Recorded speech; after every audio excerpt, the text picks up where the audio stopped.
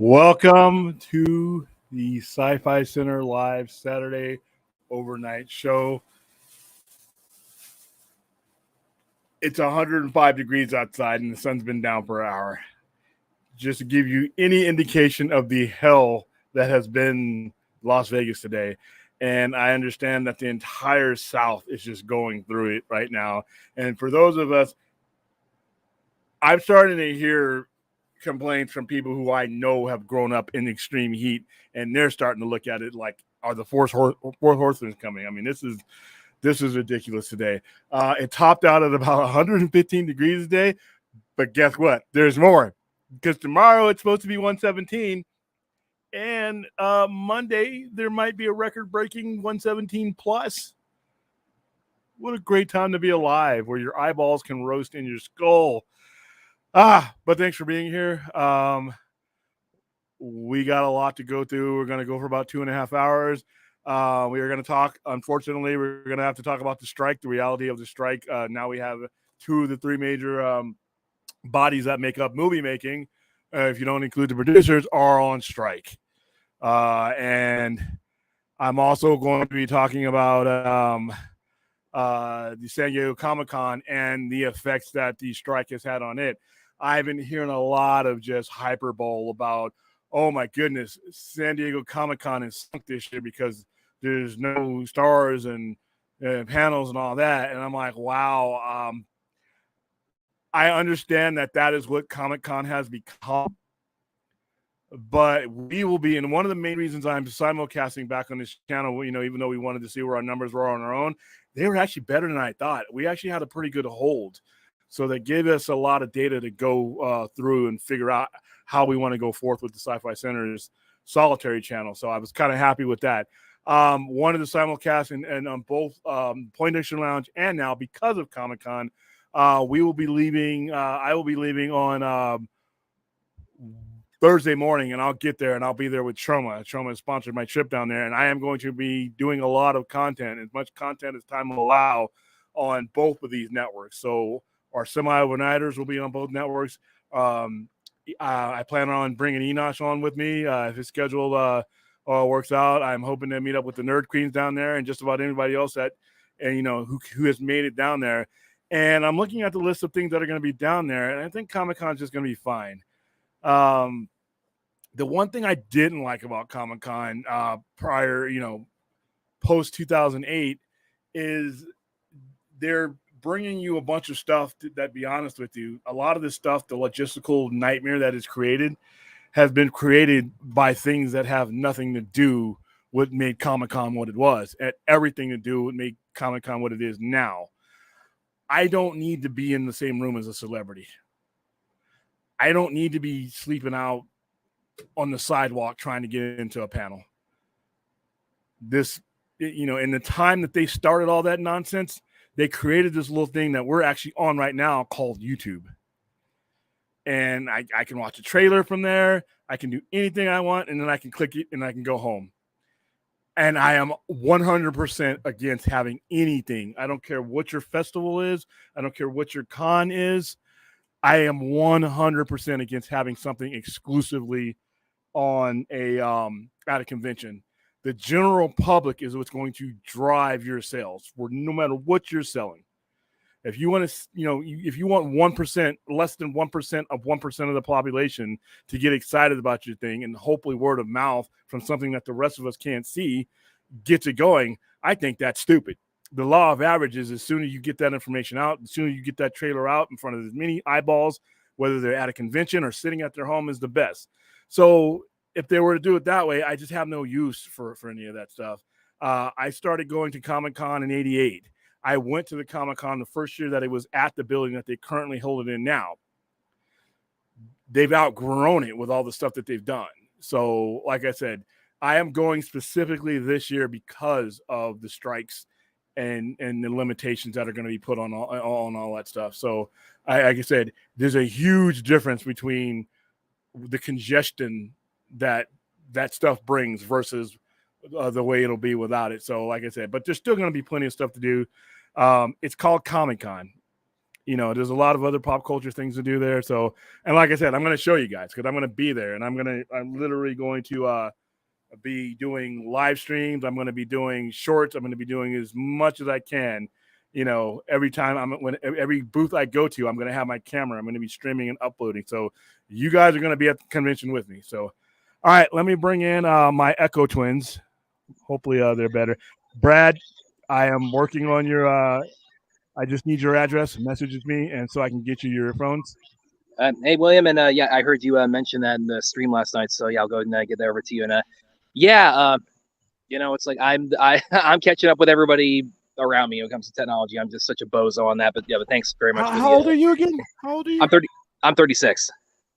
All right, Brad, listen, man. Yeah, I know. My parents are 75. My mom can do things on this. We have the same exact phone. So my parents, who were just getting into the TV age and should be the grumpy old people that can't operate anything or would have just been fine with black and white TV, they're ahead of me now. My mom can send emojis I don't know how to do. They're 75, Brad. You're literally you could have been their grandkid. Come on now. Yeah, I'd say I'm a late bloomer on these kinds of things. All right, so we'll get through it. So whenever you're not talking, you'll just mute yourself. Yeah, I can do that. And that way it clears the echo. Because like I said, we had some issues. And StreamYard sucks with it, but we're working on stuff. So whenever you're not on, we'll just mute you. Yeah, everybody watching at home, it's like I'm still fairly new to the streaming game, but it's like I'm a work in progress here. So hopefully this fast forward through a year from now, I'll be caught up with everybody on Poindexter Lounge, the Sci-Fi Center, Film Junkie Chris Wong, all those guys. I'll be hopefully on the level as far as tech support for it. Yeah, and you're using a Commodore 64, correct? No, I'm just kidding. No, I'm not that far behind. Come on. All right, so I know Thade is here. So we got a lot to go through. Oh, by the way, we're being sponsored by two primary sponsors besides myself. I sponsor me. Guess what? Yep, there it is. Look, guys, they got new buns. Yeah, breakfast champions. And it's the Cajun. She put something on these fries. It's not Cajun, but it's kind of like some kind of Parmesan spice, and I'm addicted to it, man. I might just sniff it up like cocaine. Look how thick the burger is, man. The patties, they improved on the patties and much thicker. I have to hold it with two hands because I'm afraid I'll drop it on TV. So that's what's awaiting me at the end of the stream. So Sister Kim's sponsoring the Sci-Fi Center. Also, we have another new sponsor going back to the movies here. And let me get it. All right, here we go. I had to get my readout because last time I read it wrong. They got mad. They didn't get too mad, but all right. Transformers: Rise of the Beast. Here we go. Buy or rent Transformers: Rise of the Beast on digital today. Optimus Prime and the Autobots team up with a powerful faction of Transformers known as the Maximals to save Earth in this adrenaline-fueled adventure. Get over an hour of bonus content when you buy it on digital, available on participating retailers, rated PG from Paramount Pictures. Woo-hoo. It wasn't too bad of a movie. I saw it. There were some disappointments in it for me. And this goes back 35 years with Unicron pissing me off. I saw the movie in August of 1986. It took them like 20 years to make a Unicron toy, and now we were damn near on 4 decades. I still can't get a fully transformed Unicron. So that sucks. But hey, go buy Transformers on digital. Also, Universal Pictures. I don't have the graphic on here, but we've been giving these away all day. And go for those of you who've asked me on social media if I have any, I do not have any more. This is the last one I have, and it's a kid size. Oppenheimer. Thinking of heat that can burn the meat right off your bones in a nuclear fashion, being here in Vegas, Oppenheimer, it releases on the 21st, this Friday. I've sent 40, 50 people. They'll be going to see it on Tuesday. It's a 3-hour movie. I will not be there because we're going to be prepping to get the hell out of town for Comic-Con, but you guys, you lucky people who braved the 100 some odd degree heat today to come down here and get your posters, your t-shirts, and your spot on the VIP list. enjoy that movie. It looks great. It's one of the few Christopher Nolan movies that I'm anticipating to see. So, all right, now we got all those out of the way. Yeah, quite week we got to talk about, don't we? Yeah. Nothing happened. Let's start with the strike. Ugh. Where do we begin? I've got some visual aids if you guys want on the Twitter. Yeah, go ahead and bring up your visual aids because I tried to put some together and it hurt my head just knowing we're going through this again. But I'm assuming the Bob Iger quote is one of them. Oh no, but some reaction to the Bob Iger quote is some of it. Oh, what, that was that ruffled some feathers? I didn't realize that. Oh no, not at all. You know what? And Bob Iger's only saying what the collective of these guys are thinking. He just has the power in the standing to say it, and you really can't touch Bob Iger. There's nothing you can really do to him, really. He's not going to get chased out of his position. The stockholders he's never going to lose faith in the stockholders. So he knew he put his giant balls out there and said, basically, screw all you guys. Zazov is different. His company's on, some shaky ground. So, but Iger, nobody's touching Disney. Oh, by the way, guys, I pinned the Streamlabs onto the chat. If you get a chance to help support us, help us get better technology. I'm upgrading our show in every way I can for not just myself, but people we bring on. Like I said, I'm getting Brad some earphones so that he can stream everywhere, but especially when he's on here. I'm about to jump into OBS. I'm learning my caveman mentality's coming in. I'm learning how to do new things. I'm purchasing new stuff. So anything you can help to support us, just use the tip thing. And I am not on OBS now, but if you do it, I'll hear it chime. But go ahead and take it away, Thade. Because I know you got plenty. What a shame it is. He needs to remember that in 1980, CEOs like him made 30 times what their lowest worker was making. Now Bob Iger makes 400 times what his lowest worker is. And I think that's a shame, Bob. And maybe you should take a look in the mirror and ask yourself, why is that? And not only why is that, is it okay? Is it morally okay? Is it ethically okay that you make that much more than your lowest worker? And if so, why? Why is that okay? If your response is that that's just the way business is done now, that's just the way corporations work now, well, that sucks, and that makes you a person if that's your answer. So you should come up with a better answer than that. Yeah.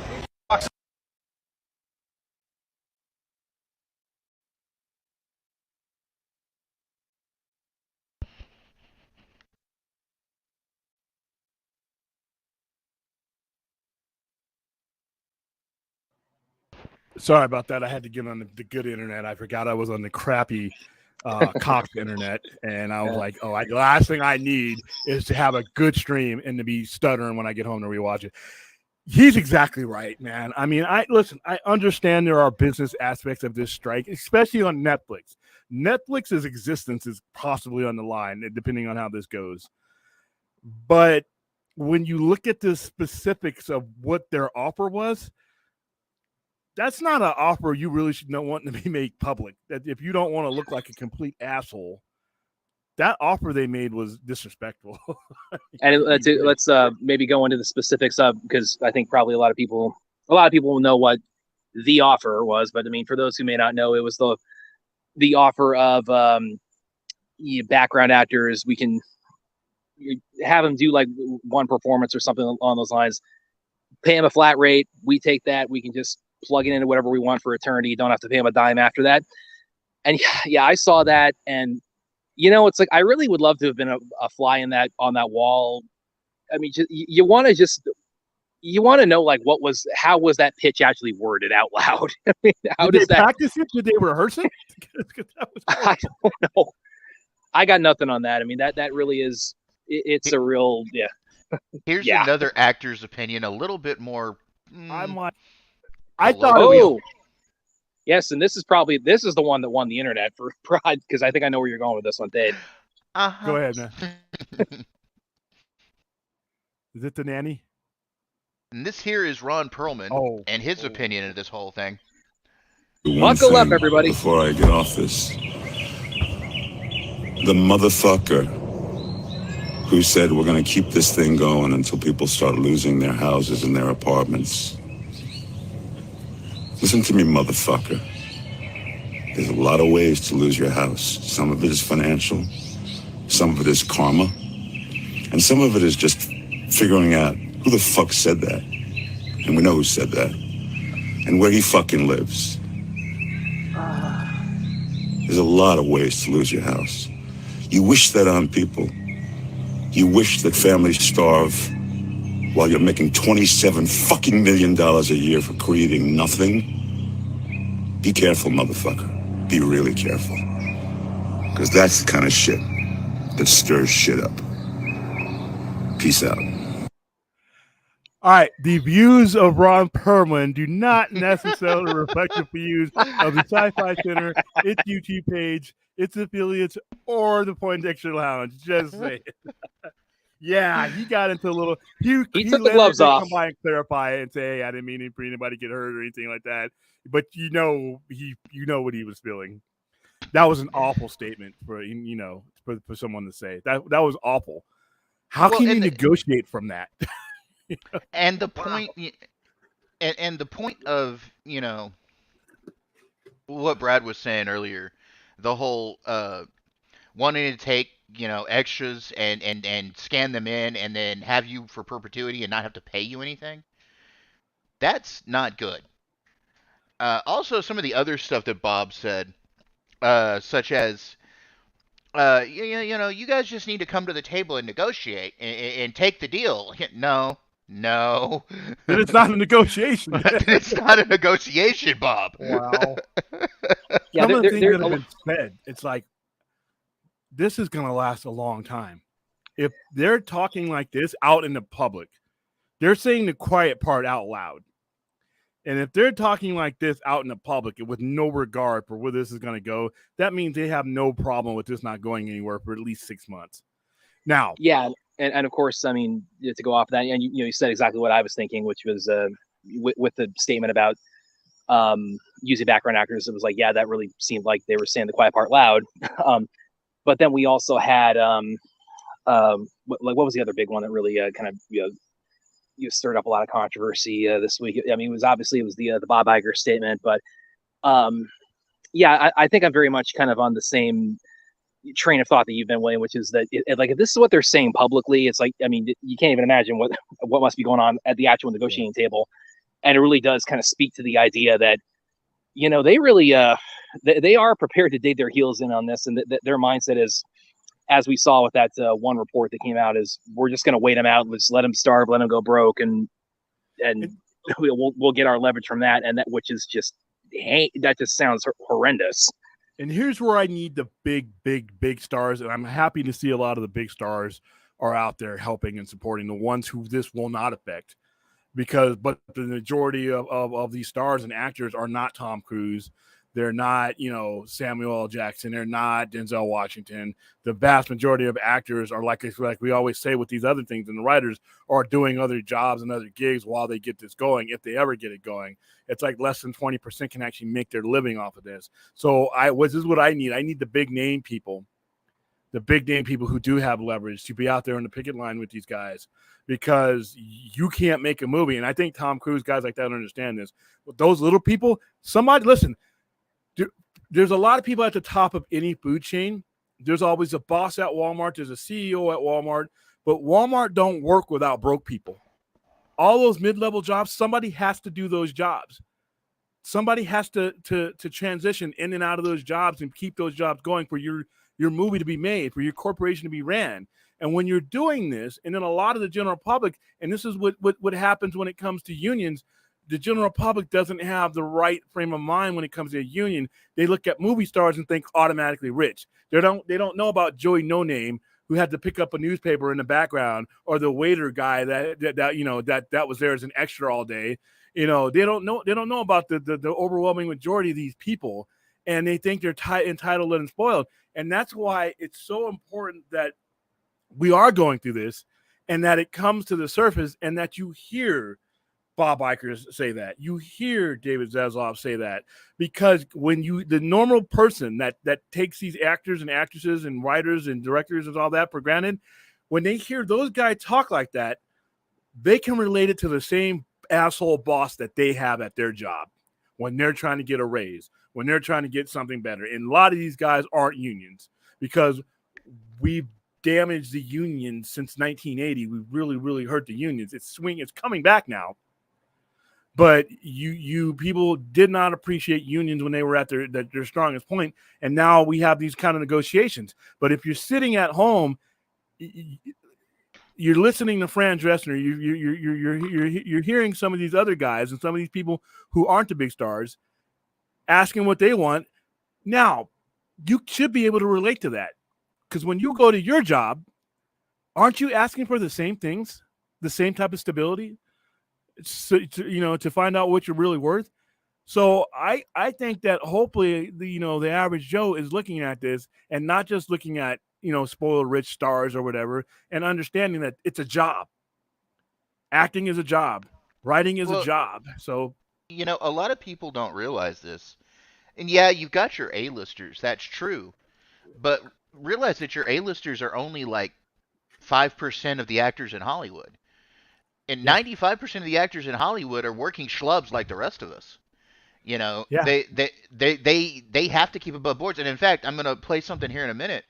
It's Michelle Hurd from Star Trek, and she was talking about how she's just a working actor. Yeah, I know a lot of the from my work, interviewing a lot of people. I know I've interviewed plenty of people who are just not at the at your Tom Cruise, your Ron Perlman levels of the A-list. I mean, I've talked to tons of these people who are just there is the bulk of people who are members of SAG are in the working class, and that's just that's a side of the business that it's very easy to lose sight of, because of when you have people at the forefront like this who are the multimillionaires who are kind of really in the spotlight. And going back to kind of Fran Drescher, of course, she actually ran into a little bit of a controversy herself last week when she it was like the event in Florence or whatever it was for Dolce and Gabbana, and it was as the negotiations were kind of winding down to the 11th hour. She kind of got a little bit of heat for that. She was kind of taking pictures with Kim Kardashian and that kind of thing. But that was work, though. That's work. Yeah, but she came when she came back, and it's like the strike was initiated. She came out swinging. So I think she's kind of in her defense, she definitely redeemed herself to a lot of people, I think. In her defense, where the negotiations were at when she left were misleading. I think we were all led to believe that that they were making some type of progress. Yeah, I agree with the statements that have been put out. It's like I don't think they were making any headway there in terms of now it's like I said, you can and then I hear, listen, I've been on a couple of nights since all this went down, and I hear a lot of people are communicating with me.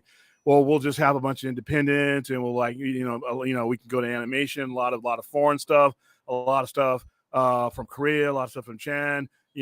This is where that stuff will take precedent. No, absolutely not. And you were talking to somebody who is a champion of foreign movies, mainly horror, but I'll watch it all. I have shown in my screening room since 2006, 500 some odd movies. A good portion of them are foreign stuff. Before the rise of Netflix, I used to pack it in here because there was nowhere else showing those things. There was nowhere you can get them. Japanese horror, Korean horror, Italian horror, Spanish horror, Filipino horror, everywhere I can get. And until I had to get VHSs and get a VHS player because some of the stuff wasn't available. It was so rare. There is no replacement. There is no suitable replacement for the movies that Hollywood and the movie industry put out. All right. You can get that stuff. And I know Netflix has gone after that stuff, and you can put it out there. It will be considered a poor substitute by the general audience. And that's coming from somebody who loves this stuff. But I understand how the business works when it comes to that stuff. I'm going to give you an example, and the same example I gave you last night. let me in and let the right one in. All right. One of them was a Swedish movie that was an excellent vampire movie. And the other one was a remake that was done by J.J. Abrams. There was nothing wrong. They're basically the same.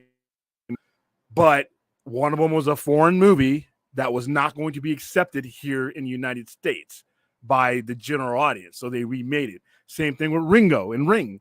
There's nothing wrong with the Asian version of that. Nothing. It's a splendid movie, but it wouldn't sell over here in the masses and the volume that you need. So it was remade here and Americanized. That's just the way. Unfortunately, that's just the way. I don't agree with it, but that's just the way the audiences work here.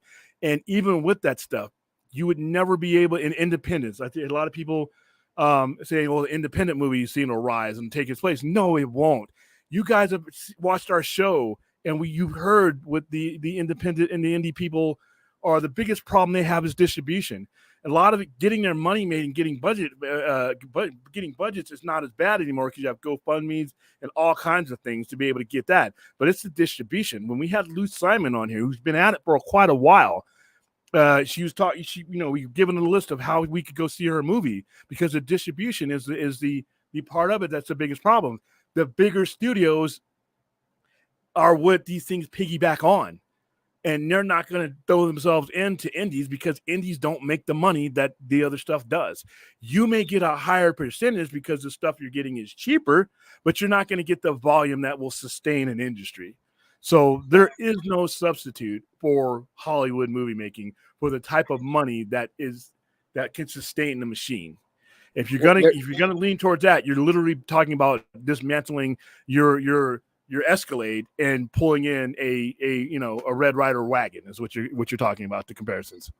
Well, there's a reason why the tent poles are called tent poles, because that's where you make the bulk of your revenue off of. And even now, as we're seeing through a lot of the summer, even a lot of the tent poles, not doing so hot. And that, of course, this speaks to a larger issue in the post-COVID, streaming shifts that the industry is undergoing. But maybe it's everything William said there. It's totally spot on. And that's another area where it's like I've talked to plenty of people who work in the the B-level indie circle. Mine is kind of a little more of the action sphere, but it's the same thing where it's like you can make a lot of these things on the cheap and like get a good profit out of it, but you're not getting that you're not getting that 4 quadrant kind of revenue that is what sustains the entire industry. It's like and that's another reason why, as Williams was saying, this strike is kind of a necessary evil, because these things do need to be addressed, especially with Netflix's business model.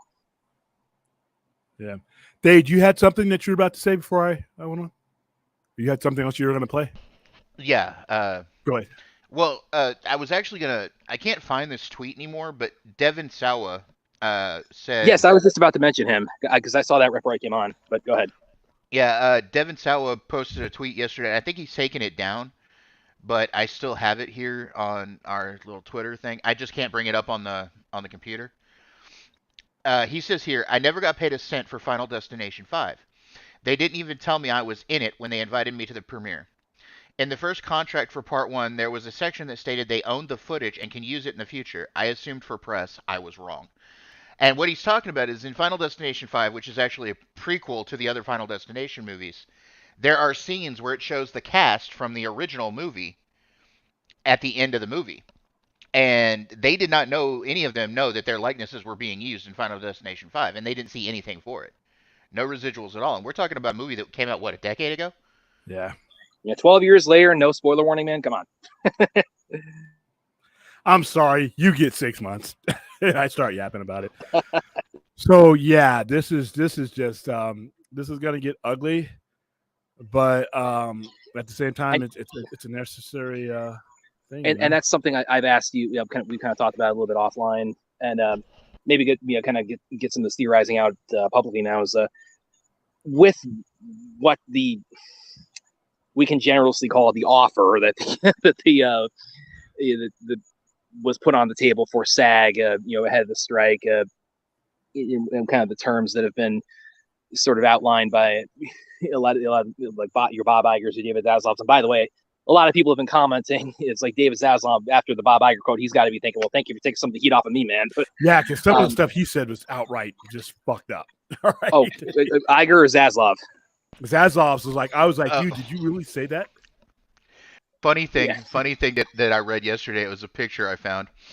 It had Zaslav and it had Bob Iger, and somebody put a quote tweet above it. It was a picture of both of them doing on stage talking, and the quote above both of them said, "Why does this all? Why do Bob Iger and David Zaslav always look like they're campaigning against mutant rights?"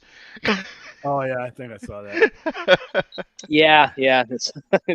But anyway, I was saying again a minute ago, William, was maybe a good time to kind of just sort of pause it, with what was put with the way they've kind of laid their cards on the table, and SAG taking their ball and going home, rightly so, I think. Leading to the strike, which is also the first time SAG and WGA have been on strike since 1960, for a little historical perspective for everybody. I mean, everybody, like, what do you think our timetable is on this strike? Because looking at those quotes and looking at a lot of the situation as it is, it's like, I think this could really go on a long time. I'm thinking 6 months, and to me, 6 months is a long time, because you realize it's not just the length of time. Like I always say, it's not just the length of time of the strike; it's what it delays. It's what it causes to overlap. It's what it causes to get canceled. And another thing that's going to happen is that it's going to affect budgets, because if they come to some type of settlement where these guys have to give up a significant amount of the revenue, more, for them, it sounds like zero is too much. But if it gets to the point where they have to restructure in order to meet certain demands of the WGA and SAG-AFTRA, you might see things that have been planned and announced that may or may not happen at all, or will happen in a very abbreviated sense. Some of our superhero movies that we're waiting on, if it gets to the point where, okay, I got to give this certain percentage, and they're forecasting based on the money that they always thought they were going to pull in, and that's why zero is such an important number to them. They have left themselves no room to negotiate. So we could see things, some of the things that I'm waiting to see, like say Blade Runner 2099 for Amazon. Well, Amazon has plenty of cash. But if for those things like that, I mean, we have a lot of the stuff that got halted. Are we going to see the truncating of budgets of things that have already started filming? We have Superman Legacy that's in pre-production right now. The budget, if they sat around and they talked around a budget, say the budget was supposed to be anywhere between 150 and 175. If they're going to cut from somewhere other than their own pockets. So I'm wondering where they're going to cut to make these numbers work. Because now you're going to probably see lesser quality stuff so that they can get the same amount of return, and that's not good for the industry. So, all right, and it's not the first time we've seen a major strike impact. I mean, Justice League Mortal with George Miller. I mean, that the last WGA strike. I mean, that played a role in that movie. Never getting off the ground. So, yeah, and here we are with DC starting. About to start things that are supposed to be released in 25. Remember when I told you guys a week ago, everybody's saying, oh, it's only 2 years away. I'm like, 2 years under the best circumstances. The problem is like, he can't really do anything now, because he can't even, that's why they knew this was coming. They got all their acting announcements out of the way. But the problem with this is, like, you have this, the process of making a movie is such a long process. Pre-production is a very important part of that process, and you can't do any of that now. So if you're working on Superman Legacy, and I think when they're supposed to start principal photography was in January, maybe. Yeah, he was shooting for January, and the intended release, was July 2025. Yeah, that's not. I mean, they would have to get SAG strike would have to be resolved within a week. If not that, then it's like, yeah, they're not making that. Or you would have to be using scabs, and then those guys they're never going to work in the industry again after the strike's over. So it's just a mess. But I just wanted to get the strike stuff out of the way, because that's just an unfortunate part, and it does affect us as far as pop culture goes.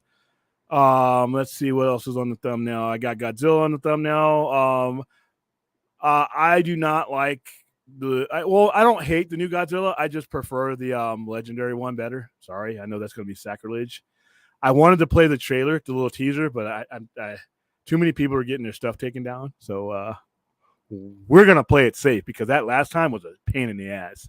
Well, speaking of that last time, one thing I will mention, this goes back to the strike. I mean, it's because it was Rebel Moon that that was that got in that situation, and that's one thing I've been thinking. It's like, I mean, thank God Zach got not one but two, got them both in the can before the strike started. Yeah, but here's the thing though. Even the stuff that is done, like Blue Beetle is done. They can't promote anything. Yeah. If anybody who's part of SAG, they can't do press for it now. So it's like directors, because DGA is on strike. So it seems to me, it's like my reading is that they're about the only people who can do press for anything that's upcoming, that's already made. And then a lot of them, like a guy like Zach, might show solidarity. I don't know, but the dude from Blue Beetle, he's like, I'm not going to be part of the promotion because of the strike. Now, Blue Beetle needs promotion. There's a chance that Blue Beetle, because it's a cheaply made movie, can actually be a sleeper hit. I'm going to go see it on Max. That's just me. But it's a cheap movie. It's not connected to anything. It's accessible. If this movie were promoted fairly well, it could at the very least make a decent profit. I'm not saying it'll make $1 billion. I don't know. But for a movie that only cost them all total $125 million, and they didn't really do any advertising for it like that. But not being on the press tour, not being at the screenings, not being on the talk, and there's no talk shows to push this stuff on. That hurts a movie. That takes these movies out of their spheres and puts them into the lap of the average person, and we can't do that now. So that's another thing that hurts. But I was going to point out, most of the showrunners for like the major shows that are going on right now have with the actors going out, of course, they've had to stop production and everything. With the exception of one showrunner, and this is where there's a problem with some of these guys. Ryan Murphy, who is the showrunner for American Horror Story and that group of shows, has decided that he's going to try to bring suit against the WGA because he doesn't want to stop his production. He's not even gonna be able to. The judge is gonna be like, "Get out of my courtroom." Yeah, Godspeed there, amigo. Yeah, that's what I'm saying. Like, I mean, I know it's not gonna happen, but just the simple fact that the guy's standing up there and going, "Oh, I'm not," and he's threatening his actors too. If you walk out, you'll be done in this case. Yeah, I'm like, this man's an idiot. He doesn't sound very smart because once this is all over with, they're going to turn on his ass. Oh yeah, and devour him because he's basically a scab, is what they call him back then. So yeah. All right, so let's bring the mood up because that was depressing. Look at Godzilla. This Godzilla from Godzilla Minus looks a lot like the original one. Now I had a chance to look. I like the trailer. The way they did it, the way they brought it back to Hiroshima. I don't like the design. I think the design of this Godzilla is too bottom heavy, and the reason why he was bottom that looked like that back in the day is because it was a guy in a suit. He just reminds me of the guy in a suit. I mean, when you guys had a chance to see the teaser. I've not actually haven't gotten the chance to see I've been. And that's really unusual for me because I really grew up with being a big Godzilla fan. So it's like I'm gonna get that look at that as soon as we have the stream. And but yeah, I mean, the design looks I don't know, because you talk about like him resembling a guy in a suit, and because my entry point was my first Godzilla movie when I was a kid. It was Godzilla 1985. That was Godzilla in a suit, and that's probably one of the better ones of him in a suit because they really stepped up their game in terms of the quality of the suit and the scale environments they put him in. That's actually probably one of the better in terms of like contemporary Godzilla movies. I really that's a good jumping on point for people. And for almost 40 years ago, it was great. But now I've seen Lizard that Legendary puts out in the Monsterverse, and I'm like, do I want to go back to the lethargic looking? Because you look at his lower half, his legs look like he wouldn't be able to move. You look at the new Godzilla, that Godzilla looked like he could kick some ass. Well, I mean, he looks like because he can kick some ass. Yeah, and I've never been a fan of like in the Shin Godzilla, grosses me out. Just seeing all that crap coming out of his mouth. I guess I'm an American Godzilla fan, even though I've watched all the stuff that they put out. I once I've seen once I've seen the Godzilla from 2014 on, that's the Godzilla I want. Oh, so what about the 98 Godzilla then? I hated that movie. Iguanazilla. Oh my goodness! I was a kid when I liked it when I was a kid. It's like I've grown up. Like, it's Roland Emmerich doing a disaster movie. I mean, it's okay for a giant lizard movie. I mean, but it's Godzilla. I mean, at least the legendary version of Godzilla, you may have differences in the design, but I can look at that and see the genesis of where it came from. The thing about it. The thing about it is too is that the animated series that that was the follow up to the 98 Godzilla. That's actually really that's really good. If you didn't like the movie, you should give that, because that really that you could see where that sort of hybridizes like the Godzilla that they started with, and with a lot of kind of his the mythos that from Japanese from his Japanese origins. That show is really good, and it's like it makes me wonder. It's like where they could have gone with that, because. Yeah, it's I'd kind of list the 98 movie as sort of a guilty pleasure, and the animated series though is really, really awesome. All right, let's go ahead and hit some of the chats here because I know I've ignored them. Sorry, chat. I know that's sacrilege for me speaking positively of 98 Godzilla, but I like it wasn't a bad movie. It just wasn't a good Godzilla movie. That's probably the best way to put it. Yeah. So first of all, we have our Streamlabs tip jar. If you guys would can or can afford to. We would enjoy it. Let's see here. We're like I said, I'm seriously about to invest a lot into what we do, so it helps. All right, Donovan Martin. Go ahead. I still wonder if studios are allowed to put out trailers for stuff this year, especially like Loki season 2. Maybe a release during Comic-Con week online, or maybe a teaser or something. Apple's Argyle that comes out early next year. Most likely it will get pushed back because of everything. It's very curious if studios can still put out trailers even during the strike, especially unionized. I don't think that it affects trailers so much. No, that's the only way they're going to be able to put it out now. Yeah, it's basically it's like they can put out trailers, but they can't have like actors actively being pressed for it. We can't. They can't promote. They can't do the press tours. They can't go to the cons. Though, however, interestingly enough, and this again goes back to the strike, SAG has said that independent films and like student films, if any actors are involved with those are okay. Yeah, like I'm going with Trauma. Trauma's sponsoring my trip, and they're independent. Yeah, Trauma's allowed to. If actors want to work with Trauma, they're okay. It's just the big corporations that everybody's striking. Major studios. Yeah. So, as it comes to trailers, Donovan, I think we're going to be okay on that. Okay. Let's see who we have. Chappie, so, which Blade Runner do you prefer, William? The international cut.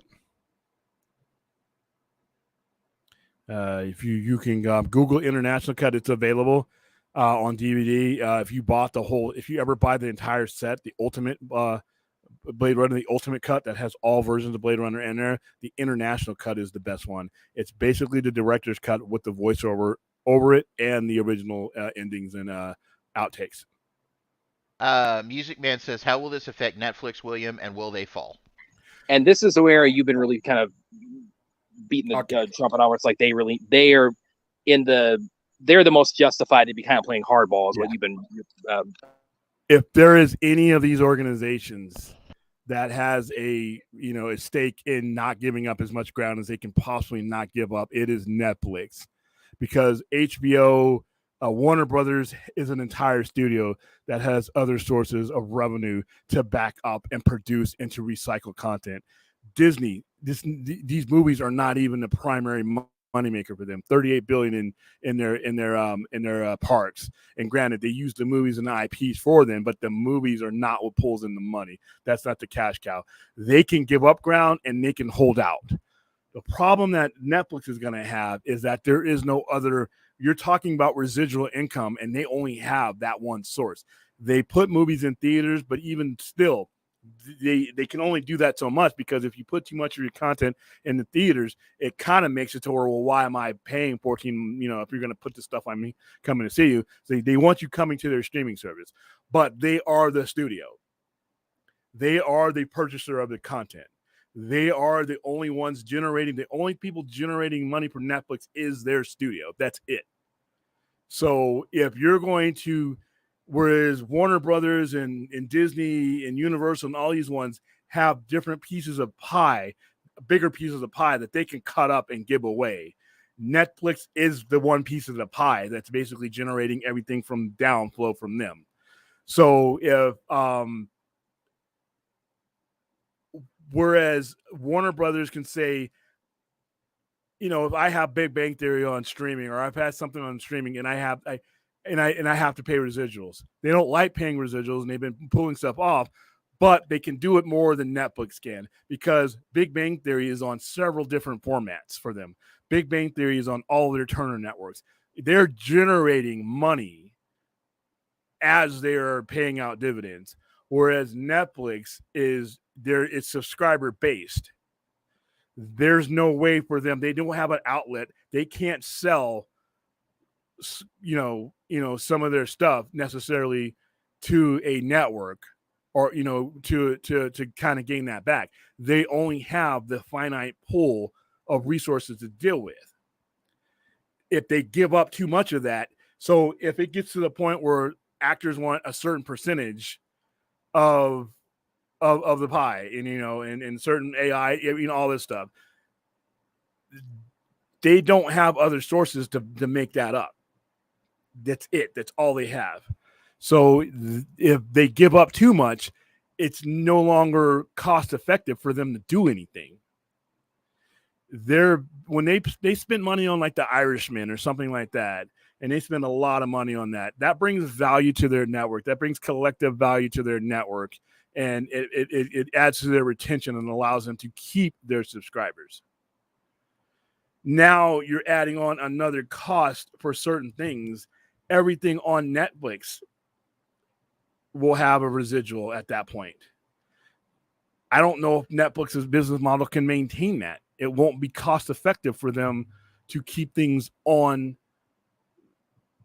their shows, and there's everything that you have on HBO Max or HBO.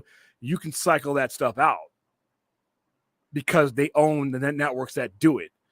If Jason Momoa comes to you and say, you know what, for Aquaman 10, I'm just throwing this out there, I want more money and I want backup residuals. I can take him down and say, hey, all right, 2-3 years, every time we air this on this particular channel, here's a part of your residual.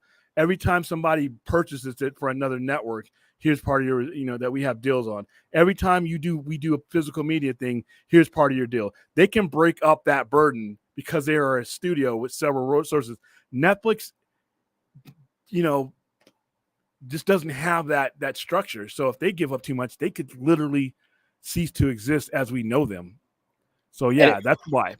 And everything you just said there, William, it's also, that's exactly why, you know, the big studios and what we're hearing about, it's like their strategy of, we're just going to wait them out, let them start losing their homes before they'll come groveling. That's exactly why they feel they're in the position to do that, because they have those ancillary, you know, revenue streams and things like that. And what you're just saying also about streaming residuals, again, that's another one of the big sticking points in all of this, because so much of the residual model, it's not necessarily conducive to a streaming environment, because, you know, you get residuals from, you know, a DVD sale, you get it from it's being aired on cable. It's like, you have a lot more of a tangible, quantifiable, you know, thing where you can say, okay, this is where we're pulling that from. Problem with putting a show, movie on a streaming platform, it's like, once it goes up, once it's live, it's up. That's it. So you don't have the like the Nielsen rating system, or, you know, that whole apparatus for, you know, gauging like what the viewership of, you know, all these programs, all these shows, all these movies on streaming is. So to a large extent, you know, and this is factoring into the strike, you know, actors, directors, writers, when it comes to the reporting on the numbers for everything on streaming, to a large extent, they're having to take the studios at their word. Yeah, and I can't adjust up or down if I'm Netflix. So with HBO Max or anything like that, there's no room for me to adjust other than the price of my subscription service. And if I raise that anymore, I'm taking myself out of the ballpark of other streaming services that have the buying power and the sheer volume. The sheer volume of what Disney and Warner Brothers can do can absorb things. That's like you said. That's why they know that they can sit this out, because they already have so many ways. And like a grasshopper got in there, but they have so many ways. Like Zaslav can say, well, you know what, I'm going to go ahead and sell off $500 million in certain rights and certain this. Netflix doesn't have that. You know, I mean, it doesn't. You know, they just don't have the kind of content to where they can say, you know what, you want more here, we got to go here to get it. Warner Brothers does. Even a company that's in debt like they are, they still have assets. Their assets are just so much more viable to be able to absorb this. And like I said, same thing with Disney. They don't, the movies aren't their primary source of income.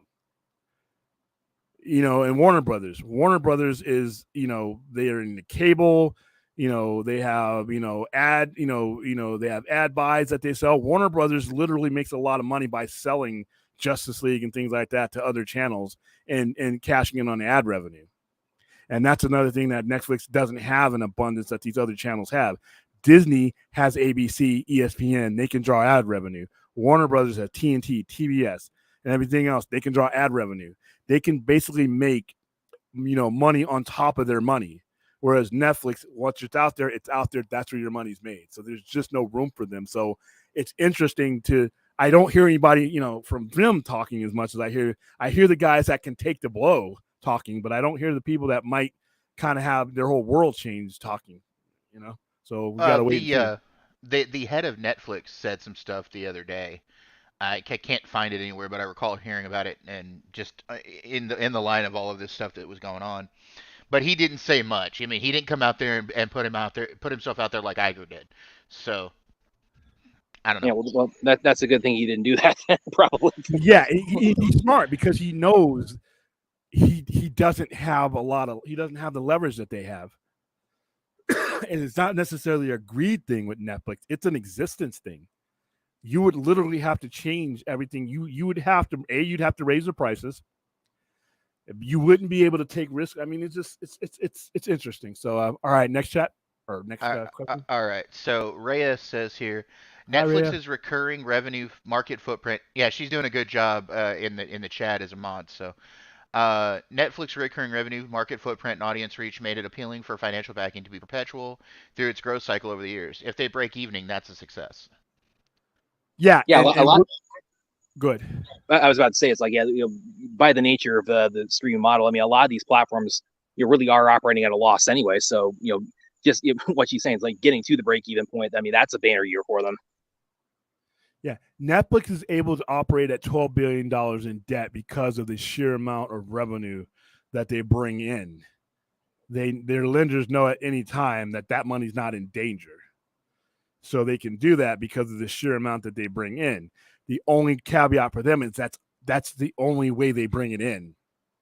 99.9% of their revenue is brought in that same way, whereas it's not as diversified as the other ones for the reasons I just mentioned. So thank you, Rhea. That's a good point.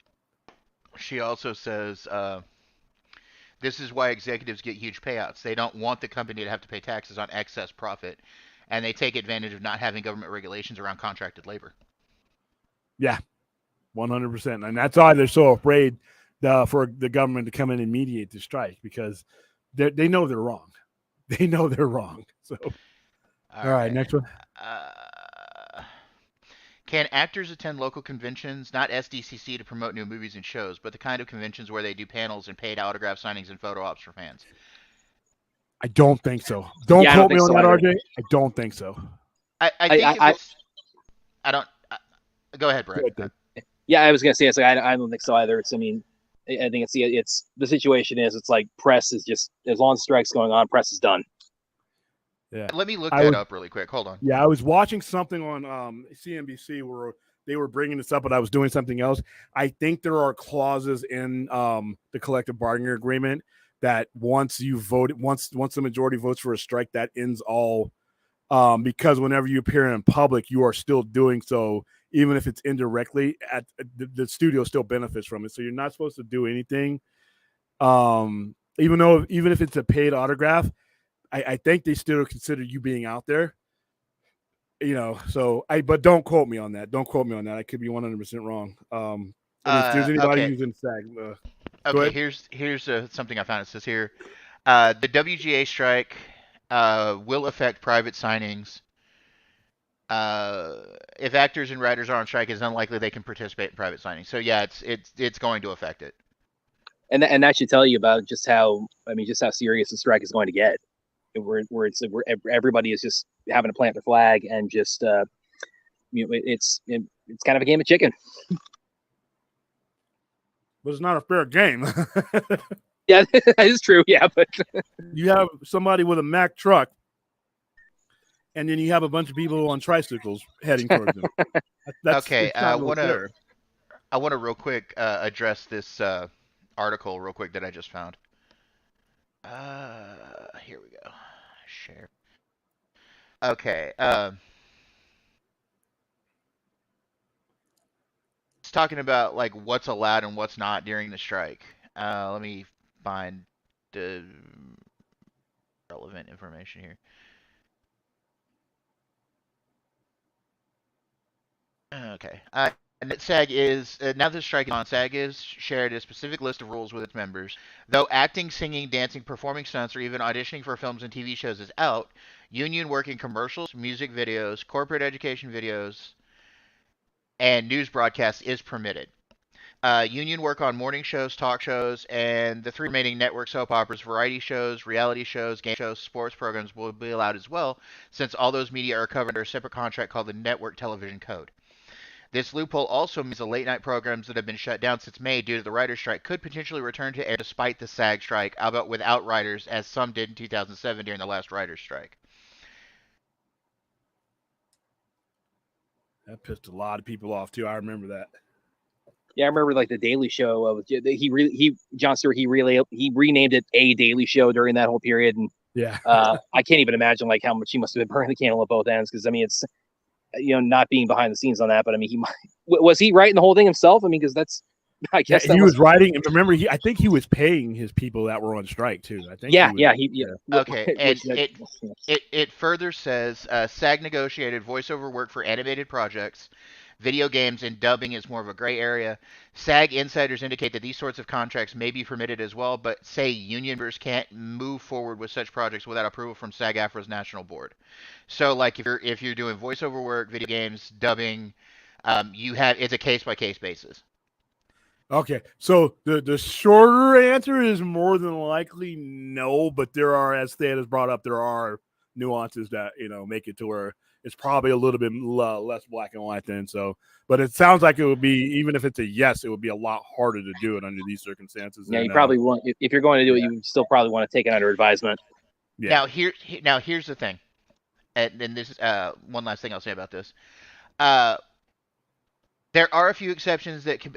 So they won't be permitted to promote work done under TV and theatrical contracts, which means that as long as the strike continues, actors won't be able to boost their films and television work in photo shoots, interviews, social media posts, or press of any kind. They won't be able to attend premieres or award shows either. There too, a few exceptions may be made, as Natalie Jarvie and Joy Press wrote earlier this week. Performers would be allowed to appear at events like Comic-Con for career-related panels that don't promote a current project. So, like, if they're going to talk about acting or things of that nature, they just can't promote current projects. Okay. Yeah, that's something I was kind of wondering, because I have actually I got one con locally that will be I'm going to do in about 2 weeks. And then there's one I go to in December every year. So I've been kind of wondering about that myself, barring the strike being resolved, where does that kind of leave any guests who would show up? But it sounds like as long as they're not talking about anything that's immediate, if they're talking about, if you got like Christopher Lord, they're talking about Back to the Future, I guess that's okay. Or Jamie Lee Curtis is going to be there. She's got a book or something coming out. So yeah, so there's charity events and the receipt of Lifetime Achievement Awards would also be permissible as long as the actors aren't photographed in front of corporate logos on the red carpet. So there you go. So that's the rather long answer, but that's everything that I can find when it comes to any of that information. Hope we answered that for you, RJ. Next one. I want to get some of these chats, and I want to jump into Mutant Massacre, which is the topic I've been looking forward to talking about this week. William, are you into Pixar? No. And don't take this the wrong way. I think they do great work. I think they do quality work. It's just not the theme I'm into. That's all. I think Pixar is a legendary company. I think they've been done wrong lately by Disney. But I think, it's just the content is just not in my wheelhouse. But I think very highly of them. Have you heard some of the seen some of the behind the scenes stories on the making of a Toy Story 2? Because that was brutal on those animators. Well, I've heard some more recent stuff that's even worse. Yeah, I know that, but that's a particular one that really just, that just crushed a lot of people working there. It just sucks. As somebody, I'm not rich or anything, but I value, if I had this kind of money to pay out, I mean, if you value what they do and you value what they bring to your company, it's just sad to hear some of these things. But oh well. But no, Chappie, I'm not into Pixar, but I do respect Pixar. All right, next one. Okay. What are your guys' top 3 Godzilla films? Loaded question. I'm a recent guy. I've seen every one of them, but I love Godzilla King of the Monsters. I like that too. I thought that was pretty awesome. Yeah. I like Kong versus Godzilla. I had a lot of fun with Kong versus Godzilla. Yeah, I'm looking forward to the second part of that. Kong versus I Godzilla. am too. As I said earlier, my gateway drug into Godzilla was Godzilla 1985 when I was a kid. So that's always going to be very close to my heart. I saw that in the movie. Wait a minute, Godzilla, yeah, that's like I wish I could have. You weren't even live then, were you? Oh, you must have watched it on VHS. I saw it on VHS. Yeah. I saw it in the movie theater. Now, I like the original. I like some of the original Toho stuff, but I agree with William. The more recent stuff is so much better. Yeah, one thing I will say too, because we was mentioning the new Godzilla versus Kong, and anticipating the upcoming follow up. Like if you go back and watch the original King Kong versus Godzilla, that was one that I really liked as a kid. But there are things about that now, man, people. That does not age well. It's a hard watch. Plus the 2 different versions of it. Oh. Yeah, King Kong. That King Kong in there. That King Kong. If I ever were to redo that movie, I'm going to CGI that King Kong. That King Kong is dreadful in that movie. I'm CGIing. I'm going to put my own Kong in there. I'm thinking about King Kong looks like. Ugh. I'm thinking about also a lot of the Islanders when they go to retrieve Kong. It's like, yeah, that's an aspect of the movie that. Let's just say blackface was involved in, and that's not age well. Well, you could do. Listen, you could do the kind of stuff like that back then. Hell, like I said, and given the context, you could probably, if they want to make a Tropic Thunder, only the last comedy I actually paid to see, and they want to bring back Kurt Lazarus, I'm all for it. That was funny. It was funny, and it was the point of that. It was the absurdity that people didn't get. And I'm like, and there'll be people protesting that, but yeah, different time. William, talking about bad monster suits, do you remember it was a movie back in the 70s. It was called War of the Gargantuas. Yes. Those suits were horrible. And the slow motion and the seaweed looking things, and they had 2 of them, and one was red and one was green. Yeah. Yeah. But you know what, Dave? When I was watching it as a 7-year-old, those were awesome. It was the greatest thing. Amazing. Adult me looks like this, and like I said, I'm glad. I'm happy I had that as a kid, but holy cow. A lot of people looking at the current IPs that are really big through rose-colored glasses and don't remember, things entirely, correct as to what that is. It's these old monster movies that I look at through rose-colored glasses. Like for example, the movie from the 50s called Them, the one with the giant ants. Yeah. If you look at it now, you can tell those are cardboard wings on those ants. Okay. Yeah, all the close-ups were garbage. I mean, the close-ups were horrible. But do you remember sitting and watching that movie when you were young? Yeah, because I didn't have anything else. Dude, Clash of the Titans with his Ray Harryhausen's and the stop-motion stuff he did was amazing.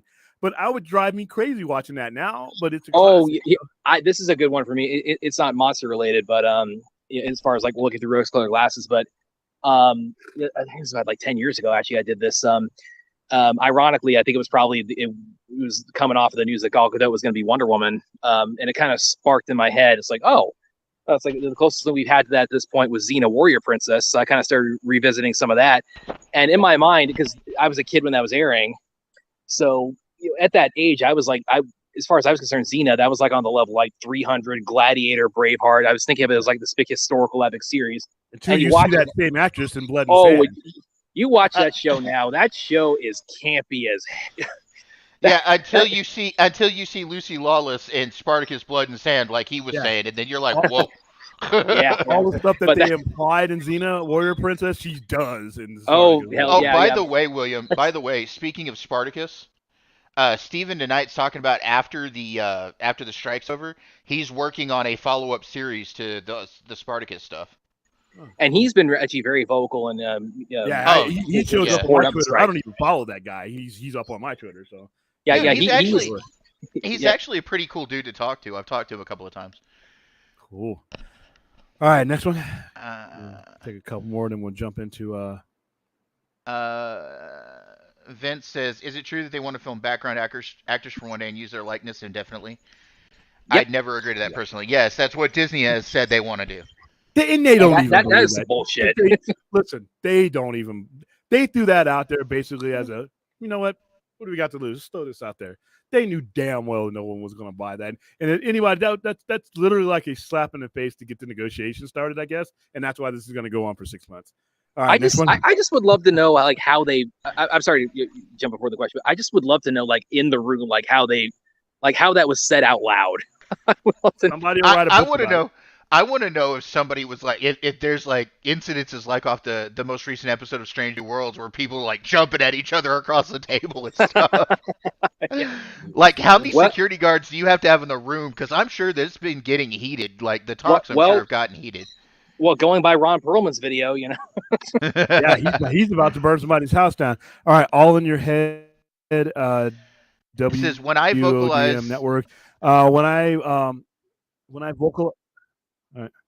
When I vocalize the audio version of a book, I get a residual. I get a residual of 10 to 20% of every copy sold, and it doesn't end. With movies and shows, the money is there. They just don't want to part with it. And he's true. Like I've looked at actually working for Audible and reading, audiobooks for people. And this is a guarantee right here, 10 to 20% every time, you get residual every time something's sold. But However, for actors, I mean, go back to the Netflix thing now. See, now we bring into the Netflix part to where they would not be able to do that. That would not be sustainable for them. Warner Brothers is full. Yeah, they could do it. Disney could do it. Universal could do it. But I don't know if and I think they're taking advantage of the fact that they got one spoke on the wheel that would be adversely affected by that, to the point that it would affect everything about them. They would probably cost a lot of people their jobs at Netflix if they yield too much. So, and then Larry adds one thing here. He says, "Has anyone heard the newest Bush album? Because it rules, and I can't get the songs out of my head." No, Larry, I have not heard this newest album, but now that I know there's a new album, I'll look into it. I heard a couple of songs, sample songs that I got sent by their YouTube page. Listen, here we go.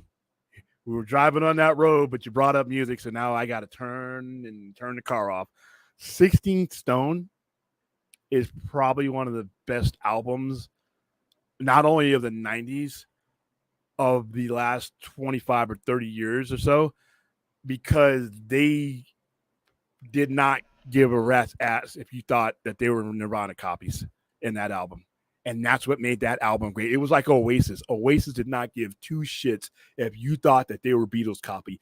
They took that as a compliment because the Beatles were their favorite band. With Bush, you could actually say the same about Razorblade Suitcase too. Yeah, it's an underrated outfit. Ghost. I love Razorblade Suitcase. Yeah. It's a great album. But 16 Stone was a breaker. I mean, Testosterone. Everything's In was their breakout song here. Glycerine. You had so many. Glycerine, the one where when he came to Vegas and did that, he did that solo on a guitar without anybody else.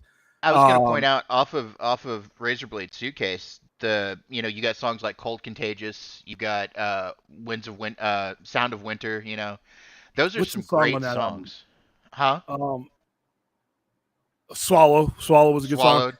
There's another album that they released that didn't get a lot of coverage because the post-grunge era was giving away to the rock rap stuff that I would rather drink out of the toilet and then go through that era again. But Golden State, Head Full of Ghosts, one of their best songs, does not get a lot of credit. And to Raya and Vince in the chat, you guys really should look into Bush. They are a great band.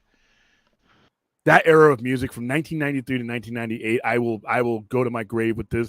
That is the best 5 years of music Dude, for me. So, I was in college during that time, that era of music. Oh my I was God, it starting was the so store. great. It was so great. I was starting the store, and that was when you didn't have, and like I said, that spontaneous encounters with music. It's the same as it was with people. When you just had to listen to the radio and whatever song came out, you were introduced to songs that you may not have given a chance based on other things. Like back in the day, listen, there's no song I think I hate more of an artist I like than Sledgehammer. I hate that song. Every time that song came up, I asked my parents to turn it off or turn the TV. I could not stand that song.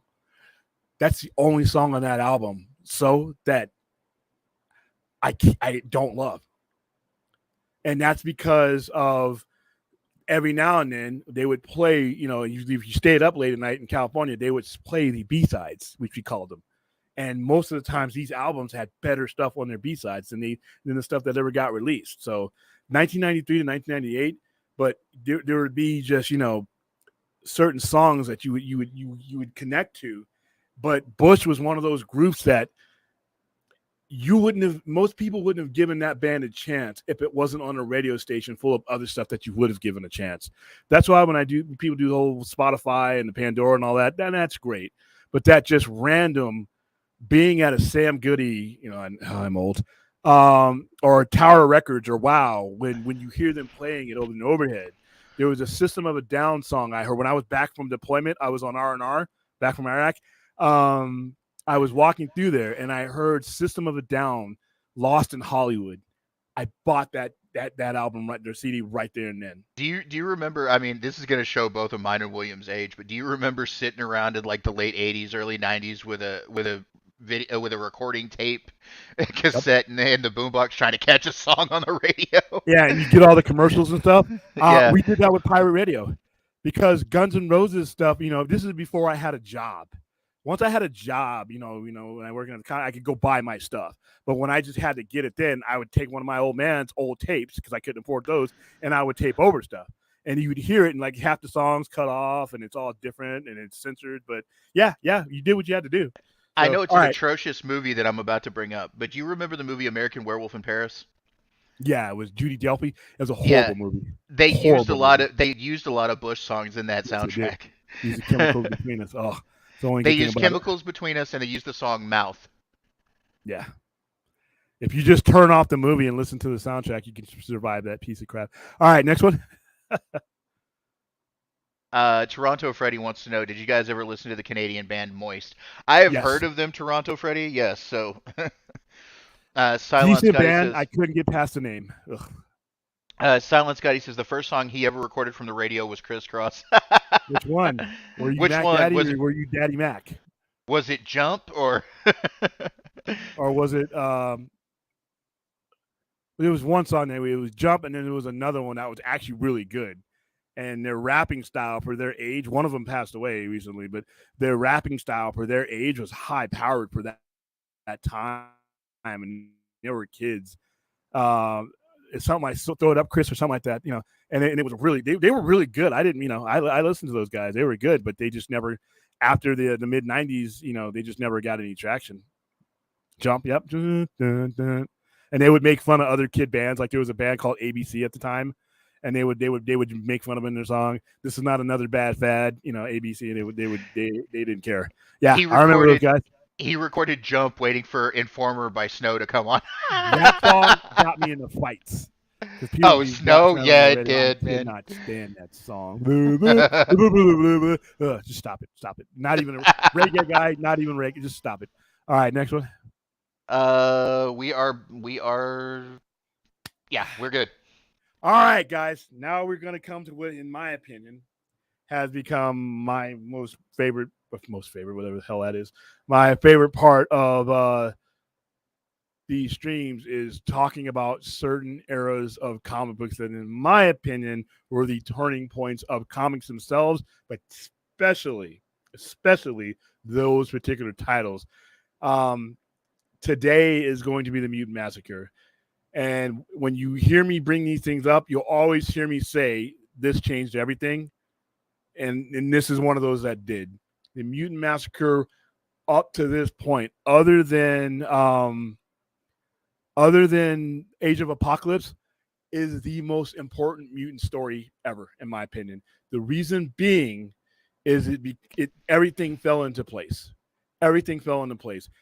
Chris Claremont was given a long leash and a large amount of freedom to do whatever he wanted to. Other comic book writers were not getting that. The people who were writing FF, the only two people in Marvel, and we've discussed this over when we did it in specific, the only two people in Marvel, in my opinion, at that time, and I was collecting in the 80s, that could do whatever the hell they wanted to or push the limits, or Chris Claremont and Frank Miller when they were doing it in Marvel. Exactly. The Mutant 100%. Massacre was in 1986, and it was the first of what would be the established X crossovers. It was the very first one. The next was Inferno, wasn't it? No, the next was Fall of the Mutants in 1987. Fall of Mutants. It was Fall of Mutants, then Inferno. Then Inferno, then Extinction. You had all these other things. And then it became a yearly thing. Other comics started doing it, and it was a revenue generator. One of the things that and I got a lot of stuff to bring up here. One of the things about the Mutant Massacre was the sheer violence that was being allowed. Your heroes weren't killing. You know how we have this dumb debate? Well, Batman doesn't kill, yeah, whatever. In X-Men, there were characters that were killing. There was mass murder.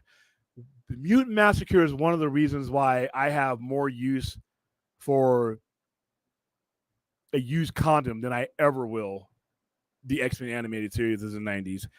Lovely analogy, though, by the way. What's up? I love that analogy, too, by the way.